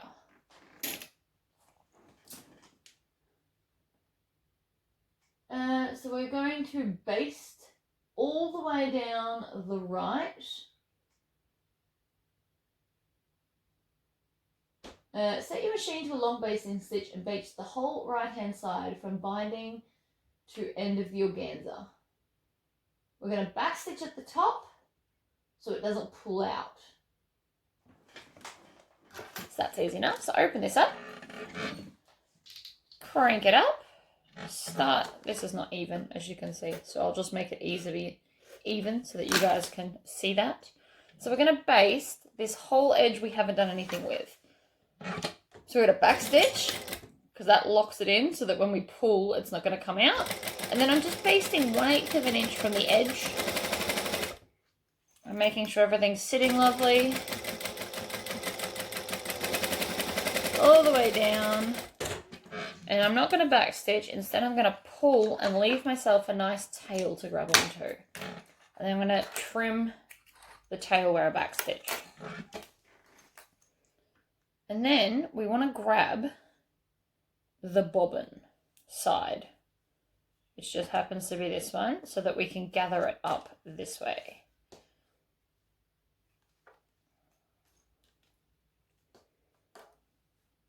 See? Look at that.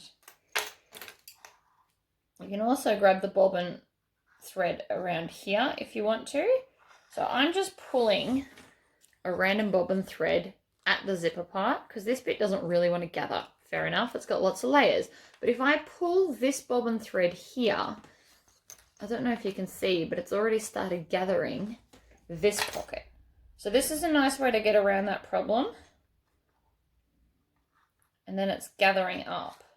So I'm not super worried about this because I can always tie it off or cut it off or whatever I need to do. But that has now got some gather, and then if I want more gather at the bottom, I can just continue pulling that and then maneuvering it around so it looks even. Okay, so then I need a piece. Where's my piece? Where's my big piece? That would be this one. So this one is now my that by that. So this is going to be this edge piece here. So we're going to open it up and I'm going to pin it to the top here because this is what the size that I need. So those bits won't be gathered, so I can pin that there to there. And then I need to make sure that this is going to fit into this space here. So if I'm going to pull some more on this one to gather this one a little bit more. And then the rest of the gathering I'm going to push into that one. And just like that, it's now going to fit. So you just might need to tug on your gathering to make it all fit in. I'm going to use lots of clips to hold it all in place. And I'm going to make sure my little loop that I did for basting that pocket is facing outwards so that I'm not going to stitch it into the inside of the pocket. So I don't want to see it. Grab some more Wonder Clips. Now I'm going to put lots of Wonder Clips on here so that everything stays exactly where I want it to. Wonder Clip at the end. Because it's basted and then so it's like a smooth, this is flat and this is bumpy. It's more likely to move. So don't be afraid to use lots and lots and lots of clips. And you're going to look at this and think it's excessive. But that is not going to shift at all in any way, shape or form. Okay. Now we're going to stitch. Pull that out and under. So I'm going to go back to a joining stitch length, which for me is 2.5.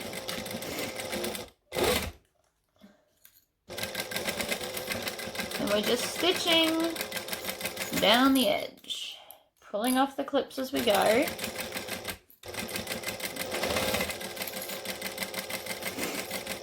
And then back stitching at the end.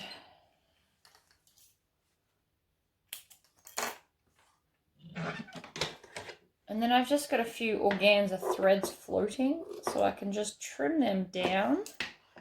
You probably can't see them, but I can, and they're annoying me.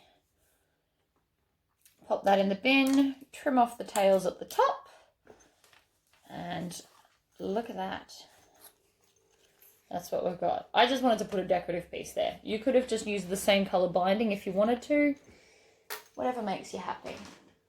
So down to the next bit.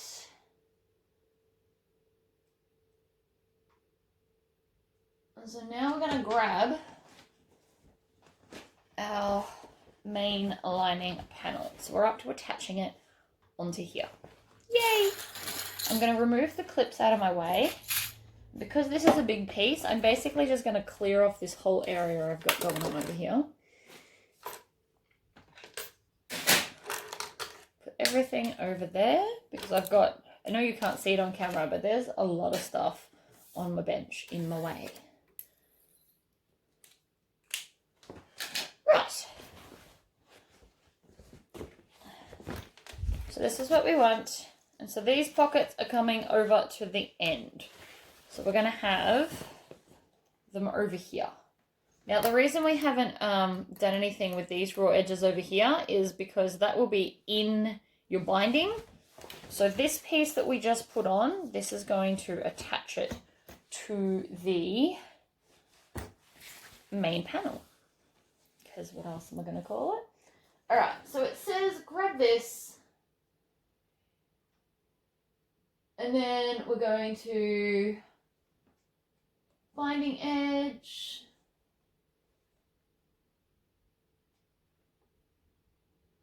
Okay, so we're going to take this, flip it over this way,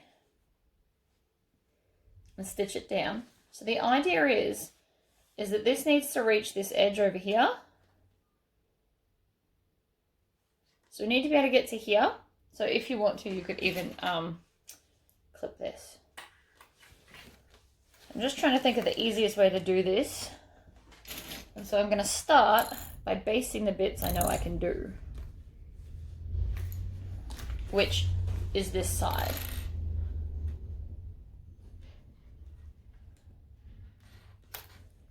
So I'm just going to add all of this.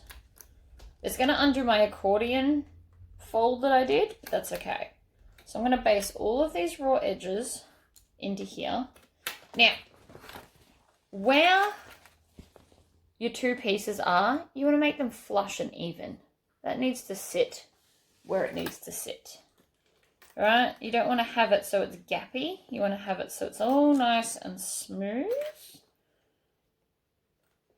And that bit folds under like that. So we're going to pin that down. So this edge that we've folded over the zipper here, you just want to make sure that it's flush and even and not on a weird angle when you pin it down.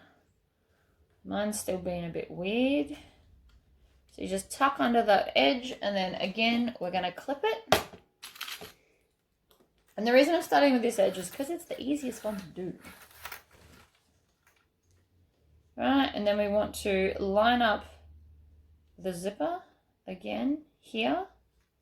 So you want the zipper to be in line like that. Clip that down. Now I've got a little bit of excess because of my binding. My binding's a different size, so that top edge is going to be a little bit different, but that's not a big deal. So all of this can just be clipped with lots and lots of clips. I can trim it down later. I'm not worried about that. And then I'm also going to come along and clip the bottom of the pocket along the bottom.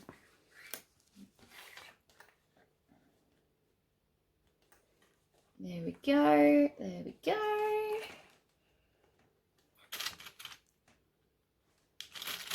So the bottom of the organza should sit in there, and then the bottom will be caught in the binding again.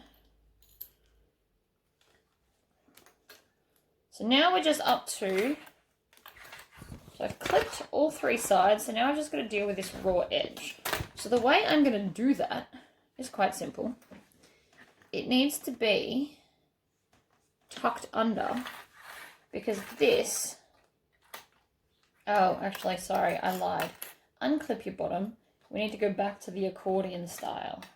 So I'm going to put the accordion fold in and then clip it down. There we go. Because this has to be within this spine line. So we need to accordion it over, because that's just the way it works. So I've got my accordion fold, and then I'm going to pin the bottom.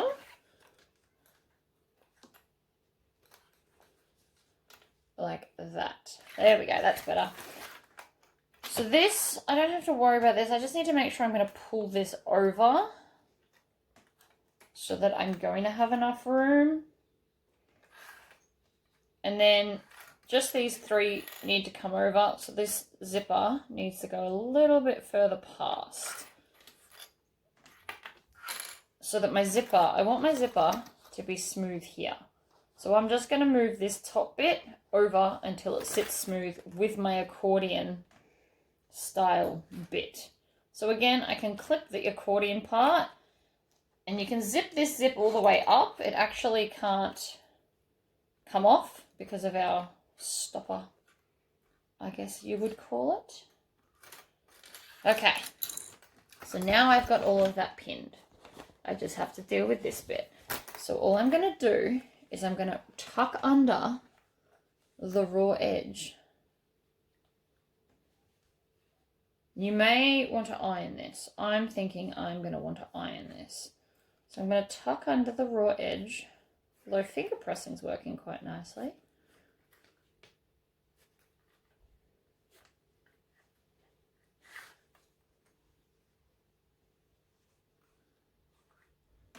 And so here's my spine, and so here's where I need it to line up, just off the spine. So I'm going to stitch it from bottom to top, and I can see my spine line here. If you can't see it, draw it on top of the other fabric, right? And I'm just going to start at the bottom, and I'm going to stitch it down like that. And so then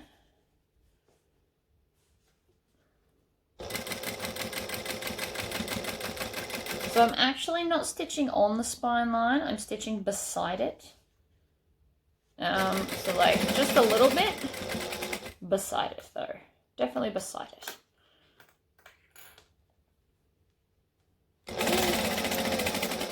I just ran out of bobbin thread right as I was on a roll. Bobbin has been fixed, so now I'm just going to start right where I left off, or when I ran out of thread, and just continue stitching up. Like that. And then I'm going to trim that tail from where I had to restart, which is fine. Okay, so now I'm just going to baste all around the edge so that it stays put while I try and do my binding. It's going to be easy to baste it now and then do it later. So again, we're stitching the accordion down just at the bottom.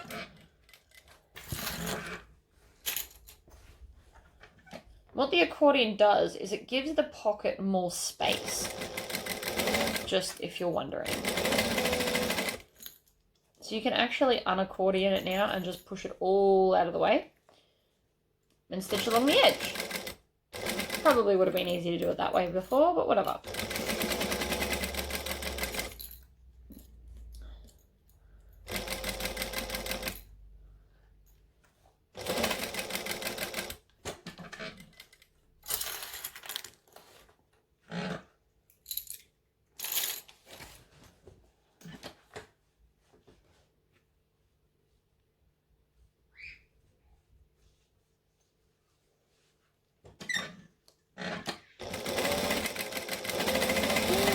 Alright, baste that down. Now we also need to separate our two pockets. So how we're going to do that is we're going to come into here, and I'm going to stitch, let's lift that up. I'm going to stitch the top part here. So that means that this pocket will be closed for business.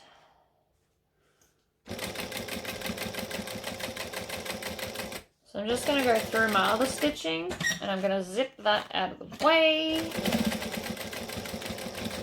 Alright. So now, when we go into this top pocket, it stops here. So we now have one pocket, and then two pockets. And because of the accordion, I can fit my whole fist in that pocket, which is awesome. It's going to be super handy for carrying bigger, bulkier things. Right, so that is now done.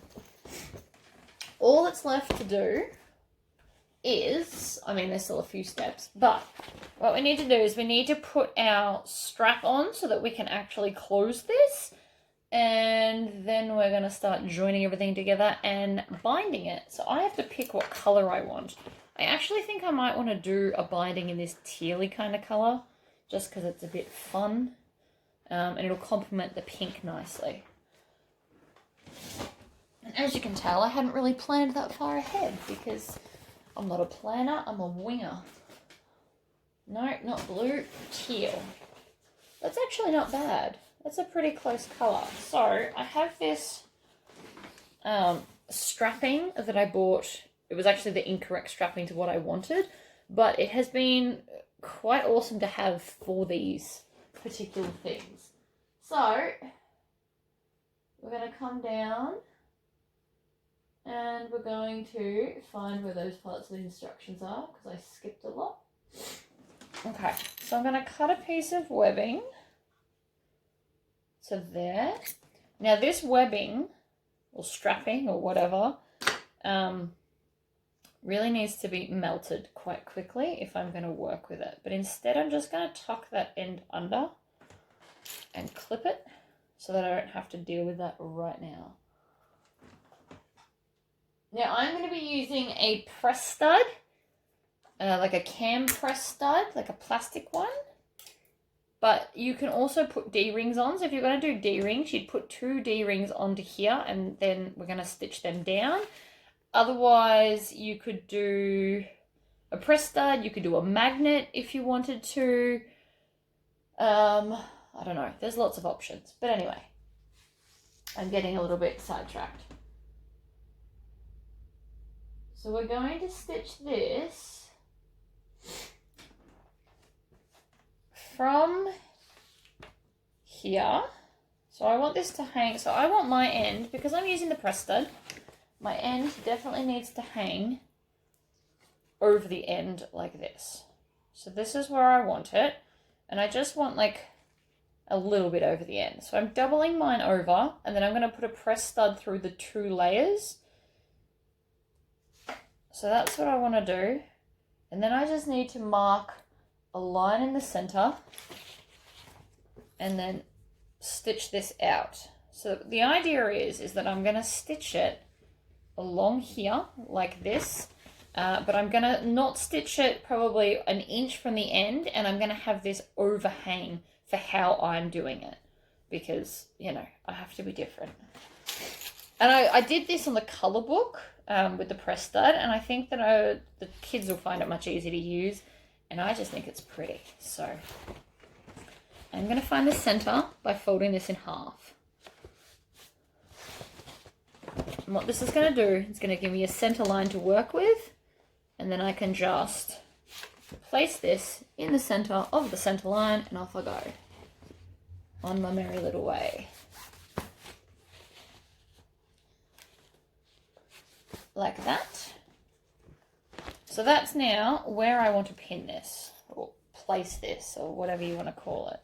So, again, I'm making sure that this overlaps a little bit there. And then I'm going to put the fold in the center. And I'm going to stitch it with pink so it looks fun and exciting. And I'm stitching, for what I'm doing, I'm stitching a little more than an inch away. Because I've got to remember there's still going to be binding. So I need to be able to move this so that I can get the binding on without stitching it. I want to make sure I'm going over that second piece to base that into place. Now, if I wanted to, I could use some double-sided tape and place this where I need it, but I'm just going to do it in sections. So I'm going to stop with my needle down and then grab it again and line it up and stitch it. You don't have to do it this way. You could draw the line instead. But this is what I find works for me. And you watch my tutorials, I imagine, because you like the hacks that I do. So, here we go. Now, in the same fashion that we did the zigzags on the Velcro or hook and loop tape, I could do that up this because it would be a fun colour look. And I'm still tempted to do it. So I still might, yeah. But we're going to stitch up both sides. I need to make sure I'm not going to hit the camera as well.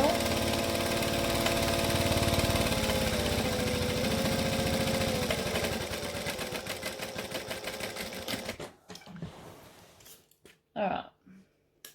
So that's now stitched on.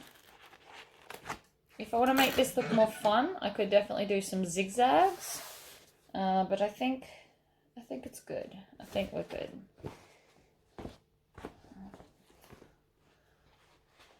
Oh, see how fun's this gonna look? Alright. So that's on. The difficult part for this particular way that you do it is we need to make sure that this is going to stay out of the way. So if you can, we can clip it.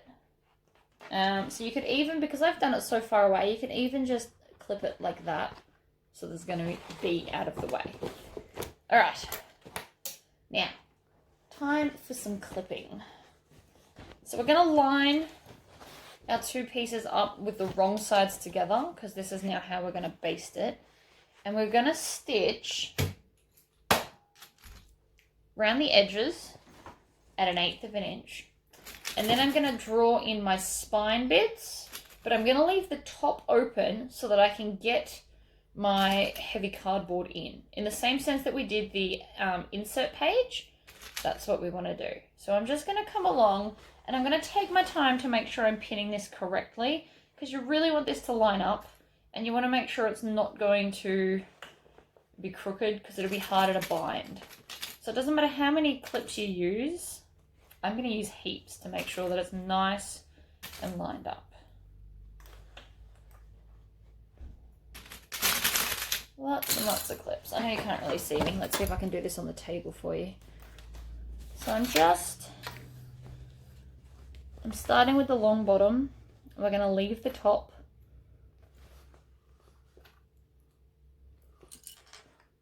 And because I've put lots of heavy, extra heavy, fusible, non-woven interfacing, which I really need to name something else.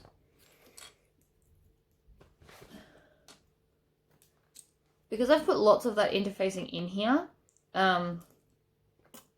this is going to be like a really good stiff thing. And it's also quite easy to do this because I've used the heavy interfacing. All of my elastic isn't trying to pull in my pieces. So I'm not here trying to pull them back out to fit.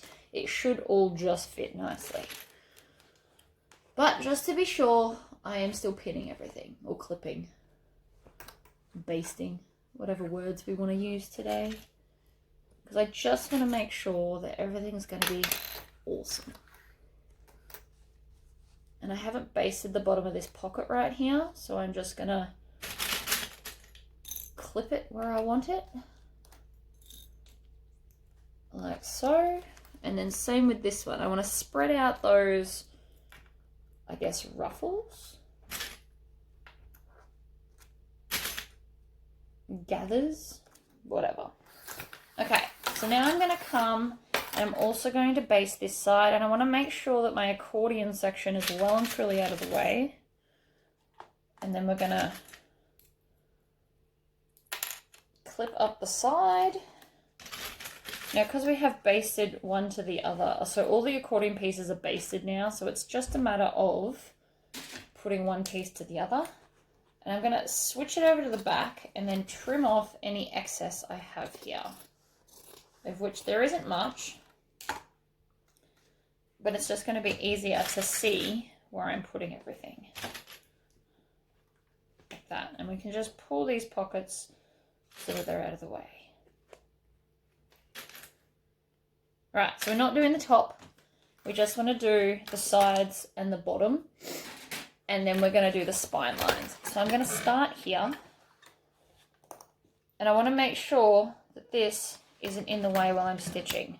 So the clip's making it bumpy, but it's also making sure I don't stitch it. So I'm going to deal with it. It'll be fine.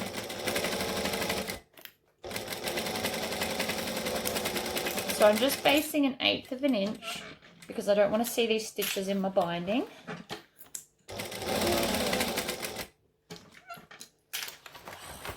It's looking awesome. I'm very excited. I may not look it, but I really, truly am.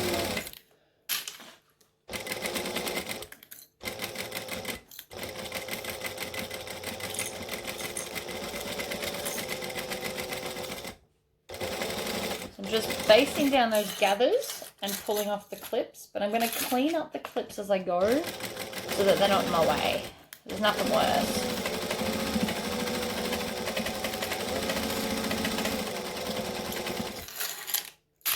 Put all of them in the bucket. Needle down and pivot, and then again we're just making sure that these are out of the way.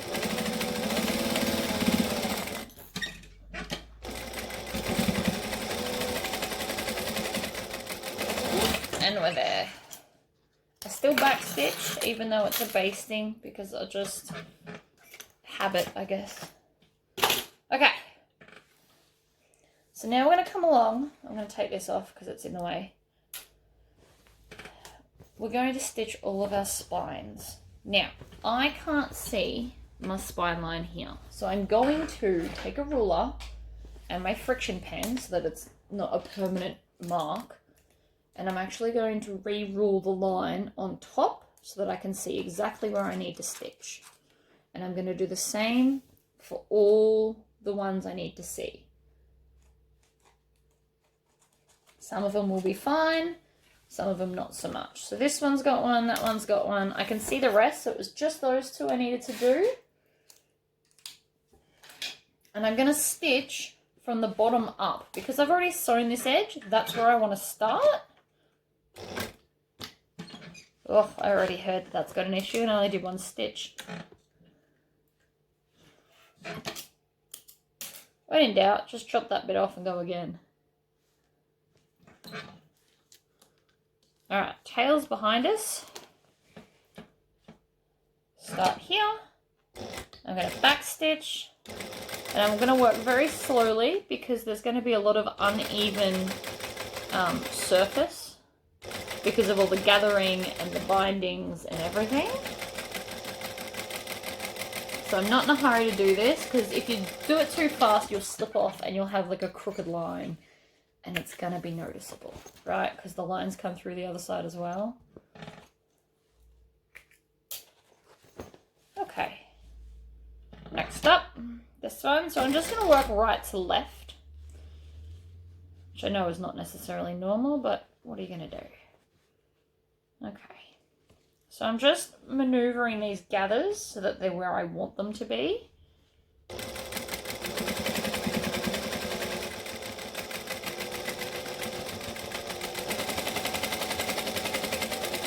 And backstitch. Pull a decent tail out, come and trim the tail, and then move on to the next one. Now because I've done that, I'm going to fold that so that they're out of the way. Then I'm going to do this one.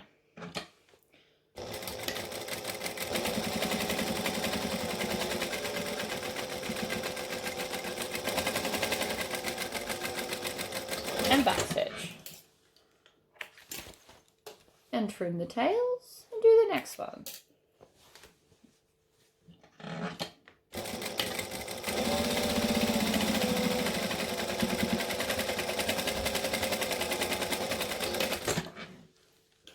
Now I'm going to do the binding on this the way the book says because I did my hacked version in the last video, but some people might want to see the traditional way to do it. So I will be doing the normal way for that today, just so you know.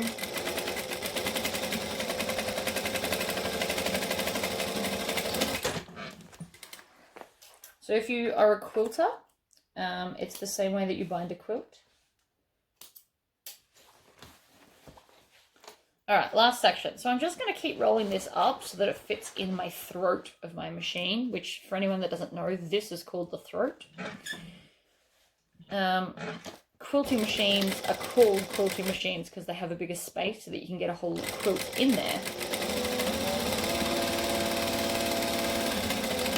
Okay. trim the tail. Okay, so that's the last time I'll ever be able to roll that up. So here is all of my pre-cut cardboard. So for anybody in Australia, I bought a piece of this for $7 from Spotlight. And I didn't use a whole board to make this from memory. The colour book, I think I could have got 2 pieces out of. Is that for here? I think that's that one. So generally speaking, they're now all going to fit where they live if you've cut them correctly. This could also be a different one. I don't really know. I hadn't drawn on them like I should have. I was going to, and I just didn't for whatever reason. It could also be for this one. Oh, there you go. That one fits in there. So see how that's now like insanely hard? That's the idea anyway. So this one looks like it goes in here. Now they're going to be pretty snug, but it's better to put them in last, in my opinion. So that's nice and snug, but the point of it is to be like a good, decent spine. So you want it to be snug. And then this one will most likely go into here. Now I don't have these marked, so I am kind of guessing, as you can tell, but as a general rule, it all seems to work out. This one goes in here. And it'll go, you just gotta slowly and in short bursts seems to be what works best for me. Because again, that one is quite snug. But it will go. Because my stitching was on point. So that's why, another reason why we went slowly before, so that you don't miss a bit. So then that's going to go in there. And then I've just got the 3 big sections left. And all my pieces of cardboard are different sizes because, you know, they just are. That one's not going to go in there. What have I got going on?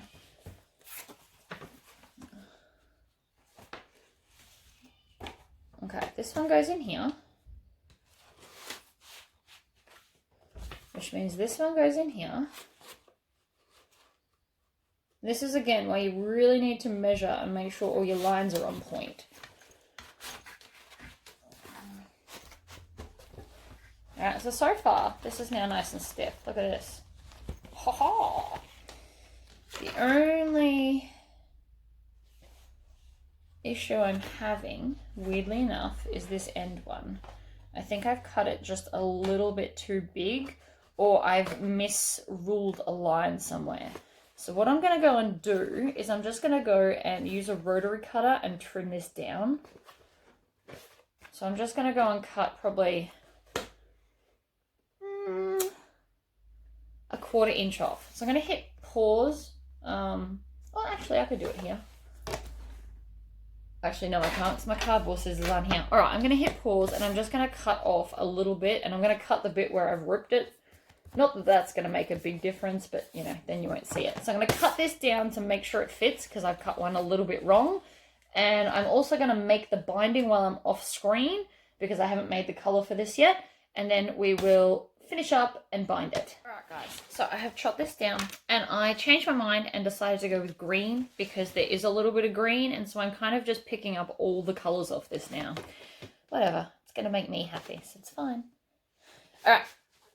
I'm going to shove that in. So I just took off that little bit and crisis averted. So now what I want to do is I'm going to take my binding. Now I've just made 3 strips.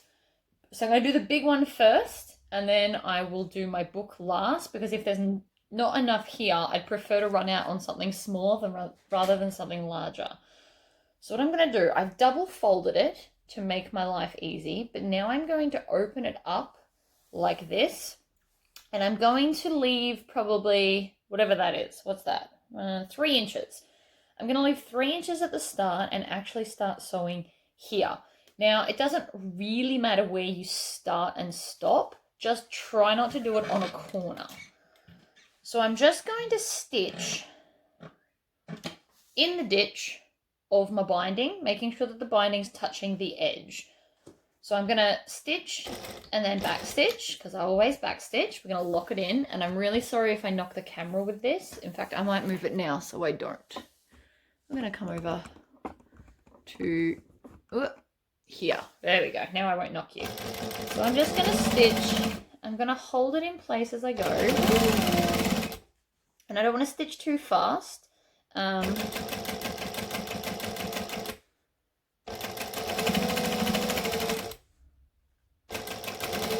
then when I get to the corner, you can do this a couple of ways, but the way I do it is when I get to the corner, I'm going to put my needle down and then I'm going to angle it on a 45-degree angle and stitch the corner out. Now you're not going to be able to see this because of this, but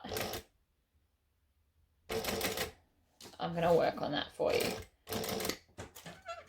In fact, I'll pull it out so you can see. So I've stitched, and then I've just stitched out to the corner. And then I'm going to bend this over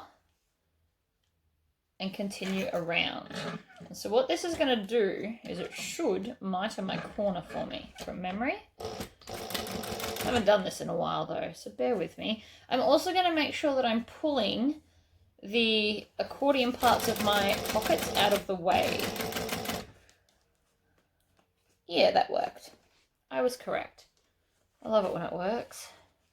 Alright, so we're just stitching along. I'm not going too fast because I'm sewing through quite a few layers here.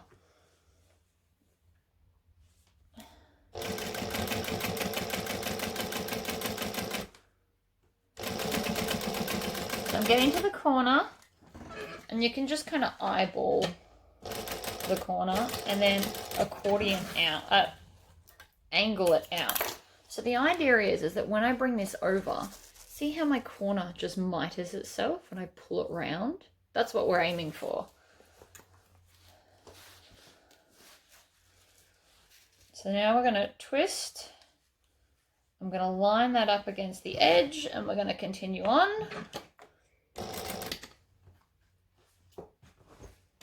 Now we're at a long edge. You probably want to roll this up as such as the rolling is, so that you can sit behind your machine well. Being comfortable while you're sewing is actually surprisingly important, because if you're uncomfortable or you can't get somewhere properly, you're concentrating more on that than you're sewing, and then you're more likely to make a mistake. So make sure you're comfortable. For me, it's usually, I like, you know, comfy pants, although today I'm in a skirt because it's a lot warmer, but I'm in a comfy skirt. Okay, so this is officially one whole width of fabric. So that's approximately, I don't know what it is, 45 inches or something. Or just under because of the mitered corner I did.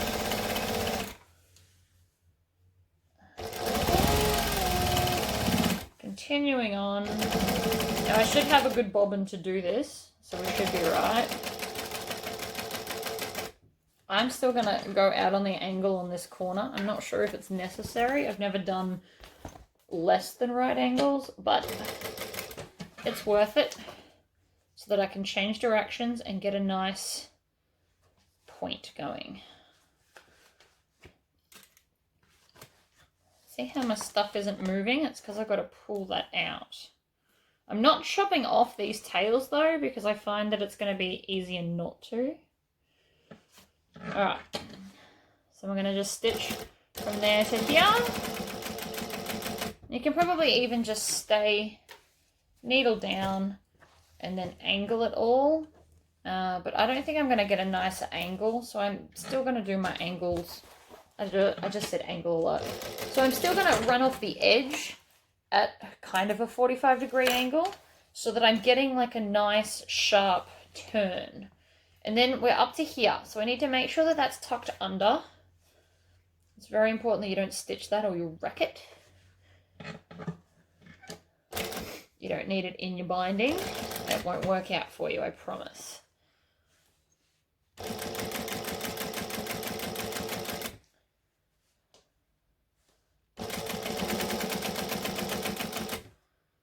Oh, you know what I didn't put in? I didn't put what's it called? I haven't put my cam press in the main body, but that's okay. It's still going to work out, I reckon. Alright, so on the angle again. Now I'm doing these angles so that they sit as best as possible. You could just needle down, pivot, and pull, but I want this to be epic. And you just want to kind of fold it so it sits wherever you need it to. Alright, angle, out. So we're back onto the straight, so we're nearly finished. Fold that under there. Lift that round, under the needle, and off we go.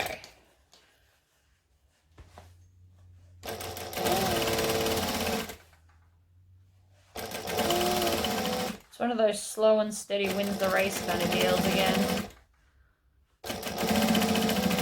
I'm not in a hurry. I'm also sewing through the cardboard a little bit. Okay, so I'm going to stop here, which is a big gap, right? So I've got a gap. This is what I want. So what I want to do is I want to lay these flat like this. And then I'm going to just chop off a little bit of excess. So all this excess here, I'm just going to chop it off. And then this piece will be for the book insert.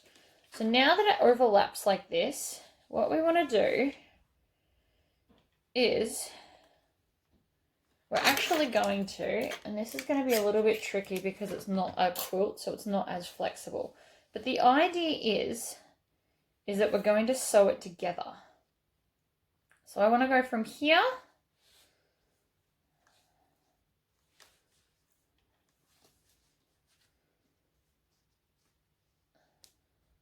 so this is what we're aiming for, so it gets nice and flat, but we need to do it on the angle. So you can mark it like this, and then we need to pull this out of the way. And usually I would sew this on an angle, but I don't think the angle thing is going to work for me today because of the book and how thick it is with the fabric.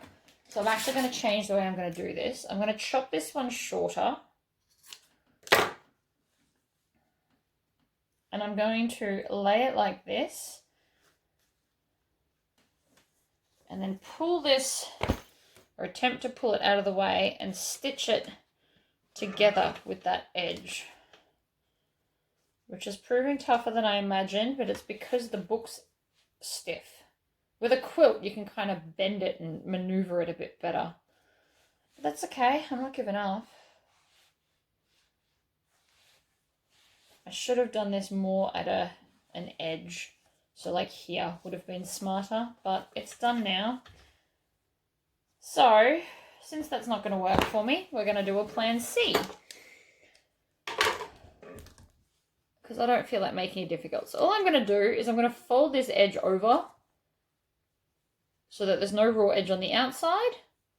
And then I'm just going to tuck this one inside it like that. And that's going to be, it's going to have a straight angle instead of a diagonal one like the others, but that's okay. Doesn't really matter. So you just want to make sure that you're only folding over enough so that there's no raw edge, because you still want to capture this other piece in there like that. That's not how I planned on doing it, but I forgot the cardboard and the thickness, so that is still going to work. Now I'm just going to trim off these tails like that.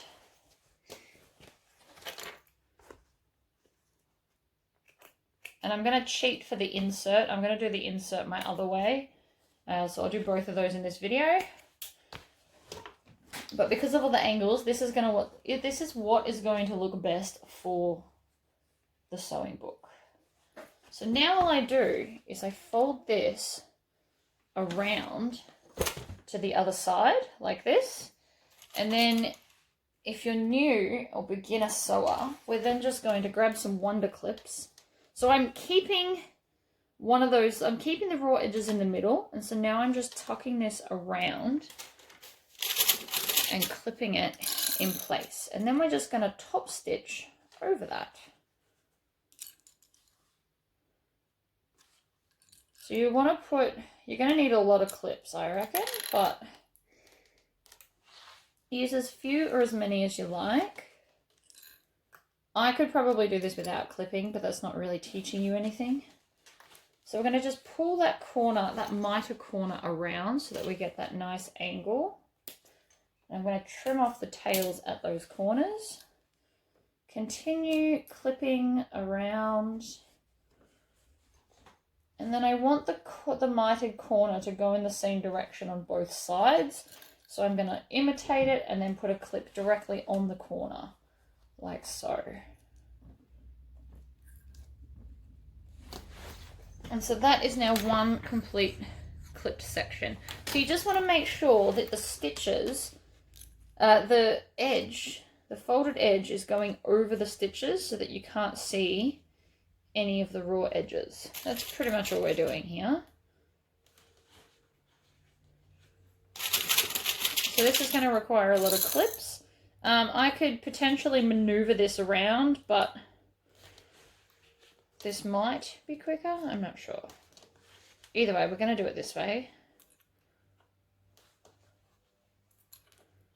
And I'm going to stitch it from the top side up so that I can make sure I'm capturing this edge. I know some people, like if you were binding a quilt, a lot of people would hand stitch this. That's not my jam, so I won't be hand stitching it. I'm sure it would potentially look very cool, but I'm still not hand stitching it. Oh, hubby's home. Hold on a sec. Hubby has gone again. So I finished clipping everything. So this one I've just actually clipped the binding completely on because, you know, it saves a little bit of time and this one's easy. The only thing I haven't done is tucked in this raw edge here. I'm gonna sneeze. Ugh. There's lots of pollen in the air where I live at the moment and it sets me off every year. Whatever, it's fine. Okay, so now all I'm going to do is stitch around all of this. So I'm going to start here, stick the needle under, and I'm sticking with just a 2.5 stitch length. I'm not making it longer. And I'm just going to pull off the clips as I go.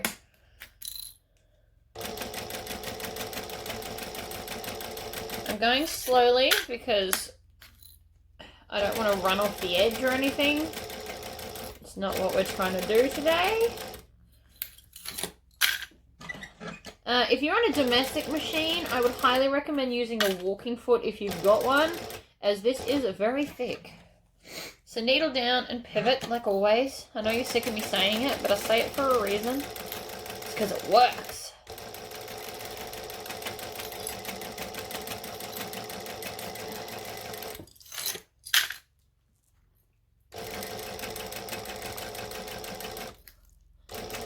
To the corner, needle down. Sometimes you've got to manually crank it. If you've got a slower speed setting, I would recommend using that. I've not quite mastered the speed changing of the servo motor on here yet. That's because this one didn't come with instructions.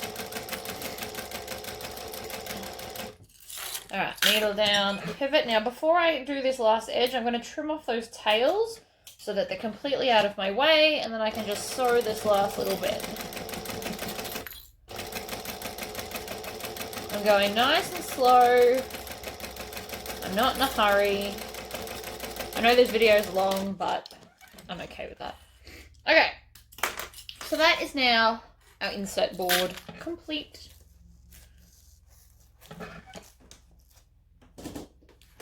Whoops! Onto our big one. So I'm going to stitch it outside up, and I'm going to start at my join, just because, you know, anyway's good really. I've decided I want to start at the join. So again, I'm going to go nice and slowly.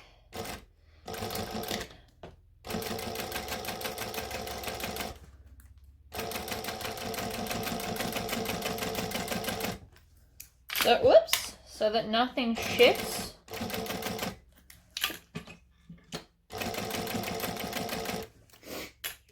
Okay.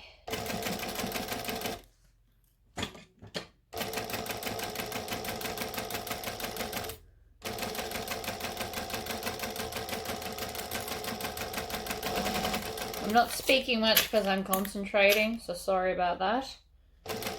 I'm just trying to get it evenly along the edge so that we get a nice straight line.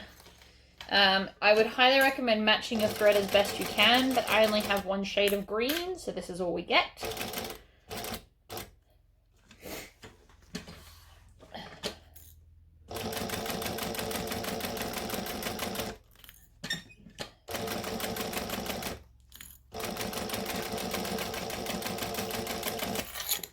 Needle down, pivot to the edge.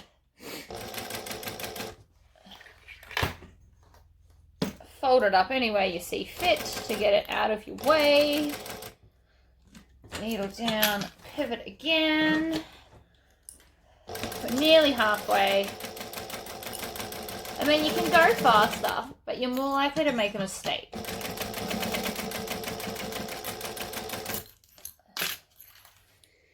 For binding, I tend to go a lot slower. I've also got to compete with the fact that there's cardboard in here, so it's changing the thickness.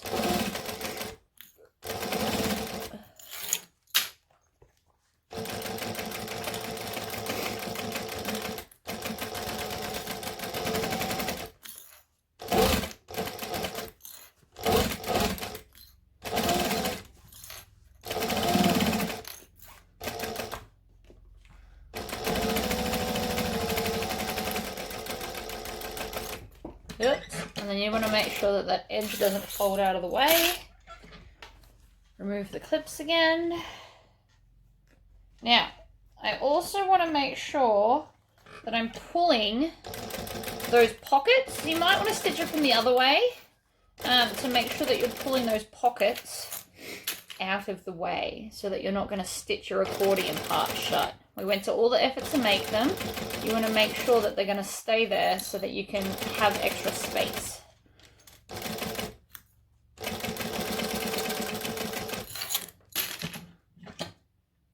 Make sure you keep checking on your bobbin thread so that you're not stitching air, especially because we're pulling off all the wonder clips. You really don't want to do that.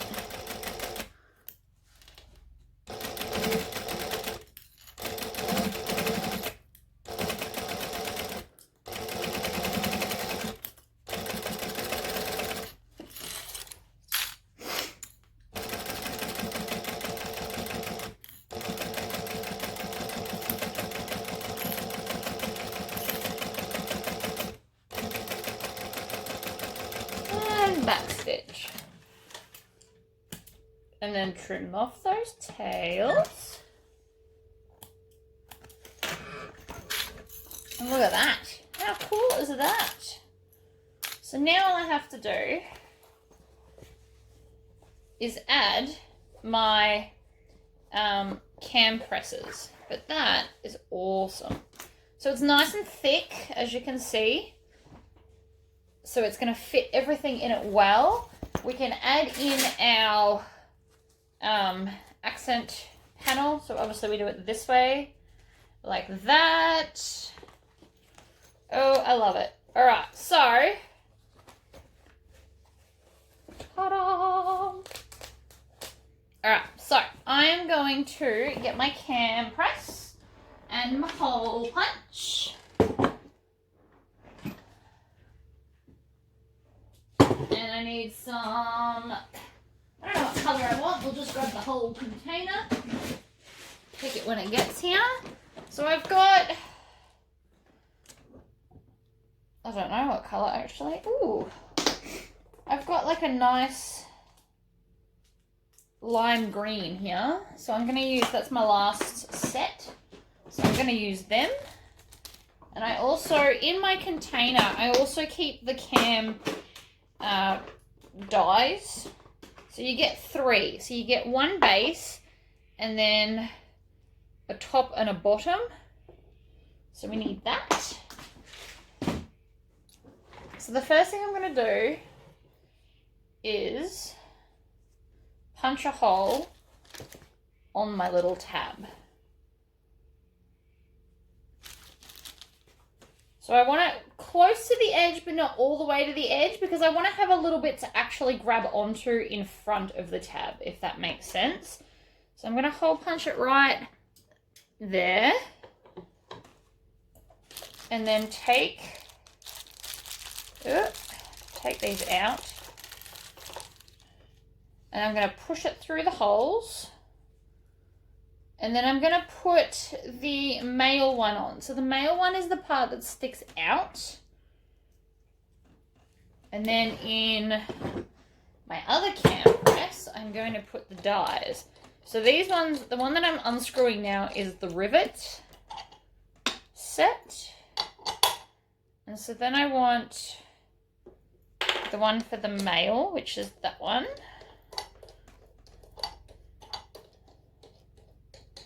Like so. Grab these. And so then I'm just going to pop this under. Whoops. Thank God I put that lid on. The whole thing just fell down. Put the lid on like that and then squish. So that is now, oh look at that, that suits really well. So now I'm going to take out this and I'm going to put in the other one. Now, to punch the other hole, because I've already made it, it's not going to work. I'm going to move that to make it a little bit easier. I won't be able to use this to punch the hole for the camp snaps, but that's okay because you can just use a sewing awl or stiletto or whatever you guys call it. Depending on where you live, you call it different stuff. So what I want to do is I want to line it up so I know where I want it, and then I'm going to take a pen and mark my spot for where I want it. So right there. Now this is erasable, so I can get as messy as I want with it. Oh, sorry, I forgot to close my phone, my computer. So now I'm actually just gonna take this needle here and stab it through. Now you've got to remember you're going through cardboard, but turns out that really wasn't that hard. So that's my hole. I'm just gonna kind of wiggle it around to make a decent size hole. And then from the back, I'm going to put my cam press through the hole. This gets a little bit tricky, but it's not the end of the world.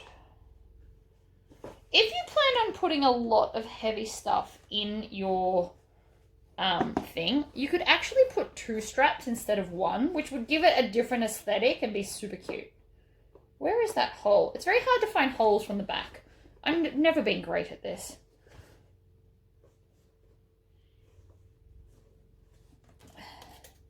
What I might do is I might put the needle back in so that I can see from the other side where the hole is.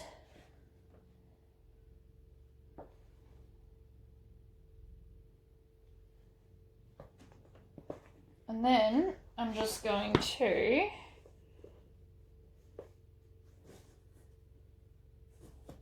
stab it through, hopefully.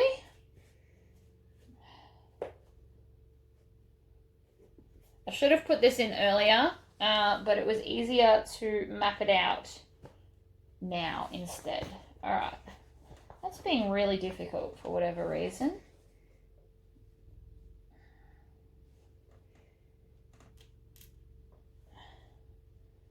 I could actually move it back a smidge, which might be extra helpful to me. So I'm just going to move it back to here. The little hole that I punch won't matter. Because now I'm not so close to this stitch line, which is going to make it way easier to get my back on. In, on, through, whatever words we want to use for it. It will go. It's just fiddly. But I love a challenge, and it will work. And if it doesn't work, it's only mine anyway. So lesson learnt here is put this in first, guys. not last like I just did. Alright, so technically it is through. I can feel it through there. So I'm going to put my backing piece on. I'm actually just going to take the needle and kind of push the fabric down around the point to make sure that it's sticking out to its fullest potential.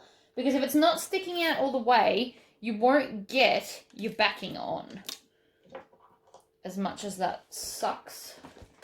And I've only got the one, and I don't want to wreck it. So from the back, I'm just going to really give it a good push through to make sure it's stabbed through as far as it possibly can. Because again, we're going through a lot of layers. There's a lot going on here. In fact, I can put this end into the cam press. So these are designed, if you buy the right size, they're designed to actually hold it for you.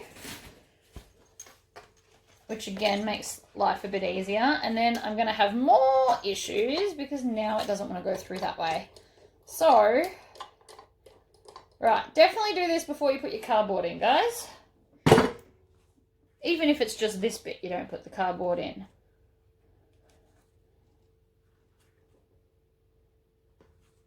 So what I kind of need to do is cam press that.